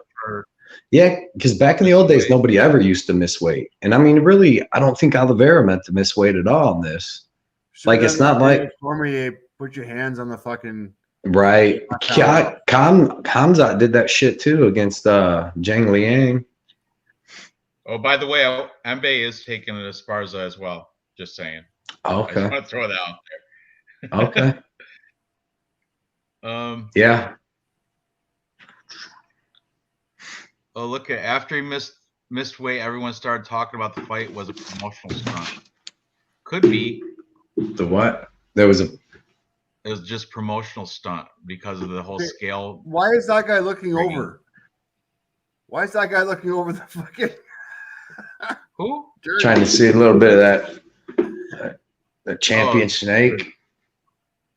Look, he fake coughed to get a look at them balls. You see that fake ball cough? He's like, oh, damn, you got a big dick. Fucking what the fuck, buddy guy? Or no, he's probably just watching him to make sure he ain't holding on to that fucking thing. But he's looking intense at whatever he's looking at. He went behind there again. Yeah, man. Dude, when I woke up, I looked. Who's this guy? When I woke up, I looked at my. Excuse me. Oh shit! Nice. He goes, nice dick, and then just walks back. Who is this guy? He's got to make sure he's stepping not fully on the scale. He wants to make sure he's not cheating. That's all. He could. He should have looked from the back then. Look, he's like, whoa, okay. He's like, I see why you're the champ. No, those not our line. He goes, I see why you're the champ. No, I mean, double take. Come on. Jesus, get you an eyeful, buddy. He's like, they should call you the freaking boa constrictor. I'm sorry, I gotta watch this again. In fucking full fucking voice. Look down, look, double take. Trying to look at his noodle. He got a good old look at it. Oh, that's hilarious. I can't believe it though. When I woke up, I looked at my text, and my one buddy's like, what the fuck happened today with all that? And I didn't know what. Then I went on to Instagram and I seen Johnny K. Picks messaged me. He's like, you see this bullshit and all that? I'm like, and then I went and read it on Sure. I'm like, what the fuck? He didn't make weight. That sucks, man. That's another reason why I think Gaethje might win this, just because then it'll be a rematch. Do we need Oliveira to win this? Do we need Oliveira to win because we need Oliveira to fight Islam Makhachev? Because we know what happens to freaking Justin Gaethje against Islam Makhachev. We've seen. Dude, Justin Gaethje literally has the worst Brazilian jiu-jitsu of anybody I've ever seen go fight for a 155-pound title. Like, Khabib's got good jiu-jitsu, great jiu-jitsu, but he sliced through him like nothing. He almost had him finished in the end of the first round. Then he comes out in the second, takes him down, and finishes him with 2 different moves. Like, his freaking, I mean, his takedown defense might be all right, but like I said, if Oliveira can get his back and get up against the fence and wear on him like he was doing Poirier and take his back, dude, I don't think Gaethje can defend chokes, dude. If Oliveira takes his back one time, Gaethje's going to sleep, dude. And or he's going to take an arm, he's going to do whatever. But now when they face off, though, now I'm second thinking it. Oh man, I like Oliveira here. Okay, so this is after he knows. I haven't seen this yet. All right, I haven't seen this yet. So Oliveira, he's pissed. First time I saw it. It's the first time I saw it. Oliveira wants all the fucking smoke. You see that shit? Yeah. Fuck you, Gaethje. Gaethje was making fun of him too. He's like, I weigh 165 and Charles is sweating. Which, if it's true about the fucking scale at the hotel being off and all these, because there's like 6 people that was off weight today. Norma Dumont missed by 0.5 pounds. And Ariane Carnelosi and them was saying that the scale at the hotel was off, and that's why everybody was off weight. Oh, Oliveira. I like Charles Style. I like Charles Style. Face off. Gaethje looked scared. Oliveira won that face off. Hey, Gaethje thought he was going to come out and flex on him, didn't he? And Oliveira got in his face. I like that. Oh, look, Dev's in agreement with me. Justin, round 1. Fucking Dev. I liked you better. I liked Dev better when we was talking about the Rose fight, man. Yeah, come on. You know what? you take your little sugar daddy with you. That is a first question. Yeah. Keep your little sugar daddy. Just your sugar daddy agree with each other. Why don't they go digital? Yeah. That's a good. Oh man. So do you got to show a little nip afterwards for that, Ranj, or how's that work? That's it, man. That's it. For that tip afterwards, you got to slide in the DM, show a little nip. OnlyFans, Ranj, OnlyFans. Next logical step is a Ranj OnlyFans comparison show, dude. He just compares all these OnlyFans. You could probably make some dough doing that, real money. You're just comparing hot chicks OnlyFans, bro. You got to buy their little $1.99 subscription or whatever. Dude, Oliveira looks choked. Dude, Oliveira's about that life tomorrow. I hope he don't come out all crazy though and just get knocked out in fucking 32 seconds. But yeah, he looks about it. He looks big. Dude, Oliveira, he looks pissed that this shit happened. He doesn't look like, man, I blew my chance. He looks like, man, I'm gonna get this shit back. That's what I need to see. I hope, what's the line on that? Because it's been going down. I seen it was at -150 earlier. If that goes down to even low, fuck, dude, I might have to drive to the casino and throw a little more on him. Because I'm on the fence. I don't know, man. Oliveira, Austin, but now looking at watching all that, he's really about it. He wants his shit back. Oh yeah. Dude, Gaethje has a right hook. Gaethje's got a left hook. Gaethje's got some leg kicks. But other than that, dude, I give Oliveira the advantage everywhere, dude. And then if Gaethje has to knock him dead, though. Gaethje has to knock him dead because if Gaethje even drops him and then jumps down to finish him, he could get choked out. So that's what's been helping with Poirier and with Chandler. Like, I mean, it's hard to go finish that dude because you don't even want to go down in that shit in his jiu-jitsu. So he's just so dangerous. And honestly, like I said, we need it for the sport, dude. How sick would it be to see Oliveira versus freaking Islam Makhachev? That would be a sick mother because he's got Gaethje tap out quick against Khabib without even being tapped out. You know, he tapped out prematurely. Dude, Khabib had him in an armbar and didn't want to break his arm in front of his parents. Right. So he let go of the armbar and put him in a triangle, dude, from the mount. Right. And like he was going through him like butter. Like Gaethje was literally fucking laying there and Khabib's just like, all right, I'm gonna go here to half guard. I'm gonna do all here. And he did it in the first round and the second. I literally after that fight, I was like, the next time that Gaethje fights a fucking wrestler with BJJ, dude, I'm betting a fucking wrestler with BJJ. And then Oliveira actually has the striking. I was all over Gaethje. Now I'm double thinking it. He's got to punch his chance, bro. Khabib. But what? I mean, Charles Oliveira's got 8 losses. Let's pull that out. There's a whole story about this. Yeah, but Charles Oliveira's on a 10 or 11 fight win streak, though. Don't even look at the win streak, dude. Like that was back when he was like 20 years old. He's been in the UFC since he was fucking 20, fighting savages, dude. You know, his whole career is in the UFC, and he's got what 32 wins with 29 fucking finishes, like 20 submissions. Like the dude just the only people he wasn't finishing was like Tony Ferguson, which nobody really finishes, and then shoot, man, I forget, but he finishes people, dude. And he's on a 10-11 fight win streak, and the dude grew up. Takedown average per 15 minutes 2.50, and he only needs 0.0. Yeah. Gaethje's got decent takedown defense, but dude, who's really tried to take him down? I've only seen really Khabib, and then I think Chandler took him down real quick, but he got back up. But Chandler ain't got the jiu-jitsu to keep it down. Charles takes you down and wraps you up. You're in a body triangle. Now he's on your back. Now you're fucking tapping. You know what? Oliveira fucking schooled Chandler. Oliveira schooled Ferguson. Poirier too. Poirier's a savage. He already knocked out Gaethje.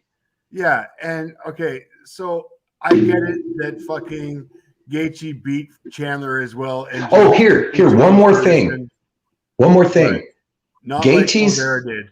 Gaethje, look at this real quick for me, boys. I figured this out the other day. Gaethje's fucking road to this is a fucking farce. Go look at Gaethje's road to this championship. Go look at the people he's beat to fucking get here. Chandler's his only solid fucking victory in the last like 5 years. He literally beat James Vick, Donald Cerrone, fucking somebody else that ain't that good. That's barely like all these dudes that Tony Ferguson. But we found out Edson Barboza, Barbosa before he went down to 45. Cerrone for old Ferguson. You know what I'm saying? Like and then he beat Chandler. That's the only good win. Other than that, he lost 2 in a row when he actually fought real legit motherfuckers like Poirier and Oliver. But other than that, dude, them are not great wins, dude. Like Cerrone, old Ferguson. If that was Ferguson a couple years before, and then Chandler was a good win, but that was back and forth, life and death. Truth. So Preaching truth. that's a you know what I mean? James Vick, Barbosa, who that was his last fight at 55. Cerrone, who's old Tony Ferguson. So they're and they're to Khabib, the GOAT. Dustin Poirier, very good, and Eddie Alvarez, also very good. Yeah, but he's supposed to. Right, but he's supposed to knock Vic out. Everybody knocks Vic out. He's supposed to knock Barbosa out. He's supposed to freaking knock Cerrone out. I mean, he's not supposed to beat Ferguson, knock him out, but he was supposed to beat him how he did. Now that we know that Ferguson's a little bit washed, Khabib, he got dominated. He had a couple good shots, and Chandler, they was back and forth. But we've seen what Poirier or what Oliveira did to Chandler. He finished that mofo. That's the thing is we act like Charles Oliveira couldn't just come out and kick Gaethje right in the fucking head, stumble him, run up, hit the guillotine, standing guillotine, anything. He's so much more dangerous than Gaethje. Gaethje's got hands though. On Tapology, I'm going to stick though with Gaethje. I just don't. I'm on the fence still. I don't know. To be honest with you, I'm just going my gut instinct. I'm going with Gaethje, but yeah, now I got my doubts. I'm not confident at all. I'm not going to put him in any parlay or anything.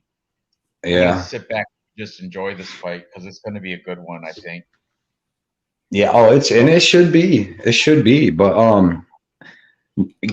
man, Oliveira, dude's a fucking savage. His striking savage. His grappling's out of this world. He's tough now, you know, and. Like I said, man, go look at Gaethje's shit. Like he's known as this knockout dude, but he ain't never really knocked nobody good out. He ain't never stopped nobody good, nobody in their prime, nobody didn't. I mean, I don't know. He said Dana's like a joke. Yeah, Mbe is definitely on Charles Oliveira for sure. Except today after the weight miss, she was like, I'm second thinking it. After the weight miss, that's what she said. She's like, the fix might be in with corruption. But when you see what Oliveira looked like out there, man, that makes me like him even more. What's the line on that, right?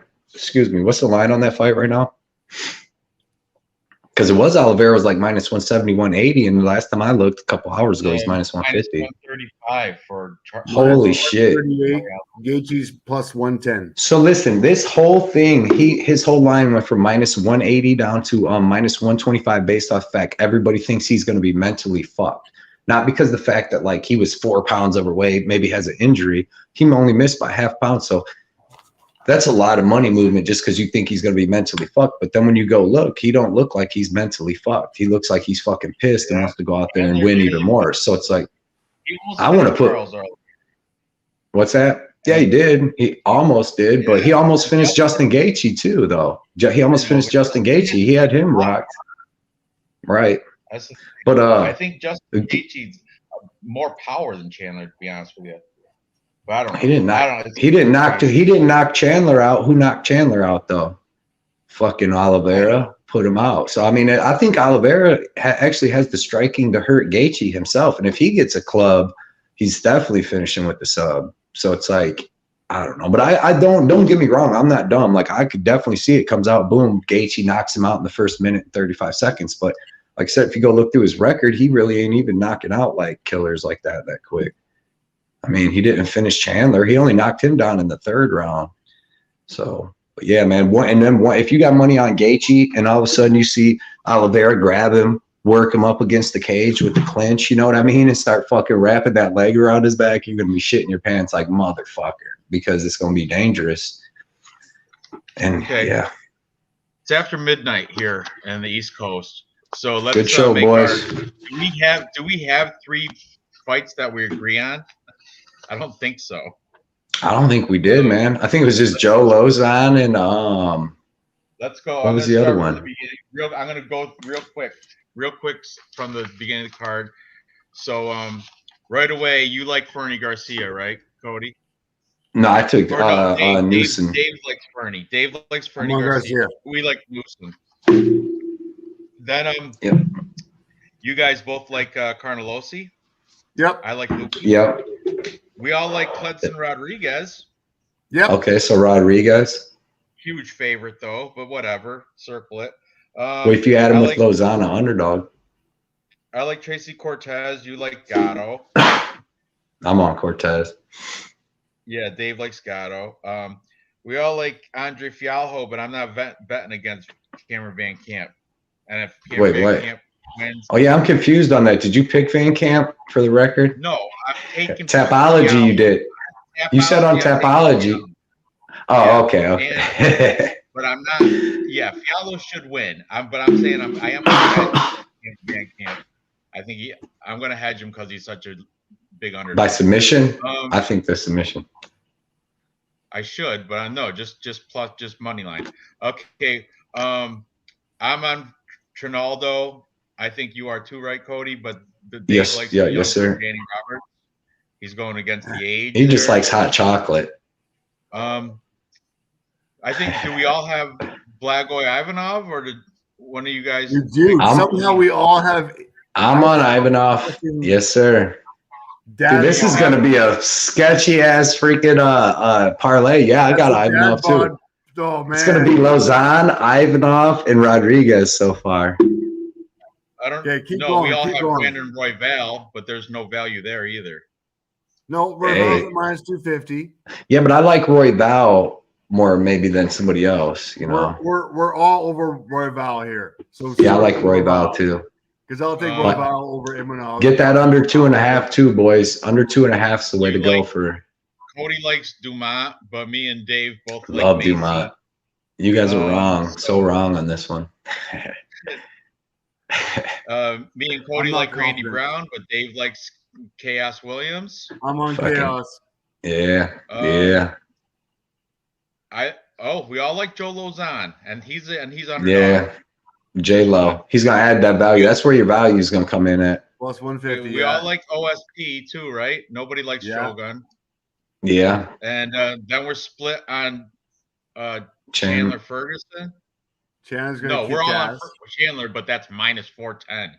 So that's not even not even right. Come on, Rose. You both like Rose. I like Esparza's wrestling. And finally, I'm not confident. I'm going just leaning Gaethje, but I don't even want to play with that one. So, man, I just gave some good stats on that one. We have to choose out of these 5 fights. We have to pick the best 3 odds. Okay, Joe Lozano, he's definitely in it. He's definitely a parlay. He's the okay, right. He's the value. Okay, then it's either OSP. What's he minus what? 250 or something. He's minus 250. Minus 250. Brandon Royval. Royval, Rodriguez, and Lozano still has to. I mean, I know it ain't gonna pay much, but it's got to be plus with that plus money guy in it, and that seems like that would hit. Royval's minus 250 as well. Yeah, Royval. Mine would be out of them: Royval, Rodriguez, and Lozano. Oh, maybe OSP. I think OSP. I mean, Royval. I would probably 400, right? Cletson Rodriguez. Is he up to that now? I thought he was minus 3 something. But if it's only going to be a little more, I trust him more than. You know what? Fialho is the one I was minus 400. What is Cletson? And we all agreed on him then too, right? Yeah, but I'm not doing that one. Right. So Rodriguez, what's the odds? Ranj? Minus 350. The fuck is going on here? God damn it. Back to my fucking picks. All right. Mother. Minus 3. Let's go Royval. Yep. Lozano. Yep. And OSP. What does that give you? All right. Here we go. OSP minus 240 dropped down a little bit. Lozano plus 160. Big money. And then Brandon Royval to finish it off. Where's he? He was at minus 250. So those 3 altogether parlay comes out to be a plus 415. Not bad. Plus 450. You did For one a of you guys 3-5 take parlay? Lima or something? What? No, Did I took Blagoy. So did I. Dave, you took Delima? No, I took Ivanov, but I'm not confident on Dad Bod at minus 150. Yeah. It would make Yeah, I it know. better, but okay. I'll stick with this What's- one. OSP. What would on Royval. what would Plus mine be? What? 15. That's a What good. do That's you got? freaking good. Plus 400 is freaking good. I would go with. I mean, obviously putting Lozon in for value, but I would go with Lozon, OSP, and Rodriguez. Does that pay like even plus 250 or something? And I feel like that. I mean, obviously Lozon, that fight's going to be crazy. He's like kind of first round or bust, I think. But I'll probably Okay, get let you me see. plus 350, plus 320, around I'll there. find out right here. that's good money. It all Lozon, hinge on Lozon, OSP, Rodriguez. I really like Blagoy too, but man, that's so risky because his fights are just so sketchy. Yeah, that's true. Where's oh, there he is. Cletson Rodriguez minus 350. So that's let's see. Comes out plus 373. Shoot, bad, I'll plus take. Yeah, I like that 373. one. Or if we add, might as well do all four. You want to do a 4-leg? OSP, Lozon, Rodriguez, and Royval? I like that one. That'll be juicy. What would that pay? That probably pays 700-800, 600 to 800 maybe. Hold on, Rodriguez, NJ 8-1. That Rodriguez, I like him. He's so big of a favorite, but man, Vergara didn't show me that much. Vergara was an underdog in the fight. He won on the Contender Series to get into with them knees to the body. But man, that Rodriguez looked real good today. The 4-leg is plus 563. 563. That's pretty nice, man. Yeah, that might pay out. I'm gonna do that one. That's the one. Dude, if I wake up tomorrow early, like, what time's this UFC start? Probably later than 4. Maybe is this 6 since it's pay-per-view? Let me see. 6 o'clock Eastern. Yeah. Man, I might if Oliveira becomes like an underdog, dude, I might have to run and go put more money on him and then go put in one of these nice little parlays. But if I wake up and he's an underdog, I might have to go put more money on him. Oh, you think he's going to be? I don't think so. I mean, he's down to minus 135. He already dropped $45. He was minus 180 last night. On the Kentucky Derby? Me? No. It was freaking pouring here today. It was pouring for the Oaks today. They do the Oaks, which is like the day before or whatever. And I lost. Did you? Yeah. Dude, it poured today. What time was it on? Do you know? Because I'm on the same time as you. I'm not. I don't even. I know. I've been down. Yeah, I've been down here for like. Horse called White Abario. I'm just. Oh yeah. You know right now. That's who's gonna win the Derby. Oh, nice. Yeah, Them are nice odds too. Yep. I need to go watch the Derby sometime. Tyler Gaffleone, phenomenal jockey. Oh yeah. Odds. The horse only lost once in its entire career. It's out of Florida. Oh no shit. Yeah. Who's supposed to win? What's the odds on the horse that's supposed to win? I think like 4 to 1 or some shit like that. Can't remember. Oh, nice. I glanced at it this morning before, but anyway, so I'm gonna put that parlay on the screen here after I pull it up. Here it is. 4-fight parlay. It's gonna. Okay, I gotta clean it up for StreamYard. Paste. OSP minus 240. Joe Lozon, that's our value. Plus 160. Brandon Royval minus 250. And Cletson Rodriguez minus 350. So let me because this is gonna be all jumbled up together if I don't clean it right now. 3. He said, I hope the underground Vegas hobos. What? Yeah, man. That's funny. That's hilarious. And that's plus 5. Let me see it again. 563 plus 563 on Bet Online for this parlay. I'm gonna post right here. 63. Okay. There it is. There's our play of the night, our 4-leg parlay, because it's so chalky, we had to add a 4th leg. We usually only do 3-leg parlays, but because of the chalk, there's some chalk in there. But I like it though. I think all of them will win. Joe Lozon is the only underdog, but I got faith that unless it goes to decision, and that whole thing with Cowboy bringing his kid in with the Ninja Turtle backpack and all that. What Nick was saying earlier, yeah. Yeah, exactly. But that's it. All right, guys. I'm getting tired. I'm going to New Jersey tomorrow morning. I got to get up early, take the whole family out there. So thanks for tuning in. Guys, thanks for in the chat. Thank you very much for the donations and for just being active. You guys are a big part of this whole thing. You guys keep me going, keep me making videos on the daily, every day, except for Saturday and Sunday. For real. I do it for them. I do it for these guys. Yep. I do it for I appreciate them. And the Ice Vikings and the NJ81 and all them guys. So I appreciate all you guys. Dev too, obviously. You don't even get unsaid. You don't even gotta say that. But anyway, thanks for tuning in. Cody, plug your show right now. Definitely check out Blood Money MMA Bets. Yeah, go Blood Money MMA Bets on YouTube here. I got my videos out, and then on Instagram, you can go follow me there and you see all my bet subs that I put up. Yeah, and he won last week. He won Tapology last week, so he knows what he's talking about. I won third place overall on the whole site. It was sweet. That's fantastic. I don't know anybody that's ever got done that well.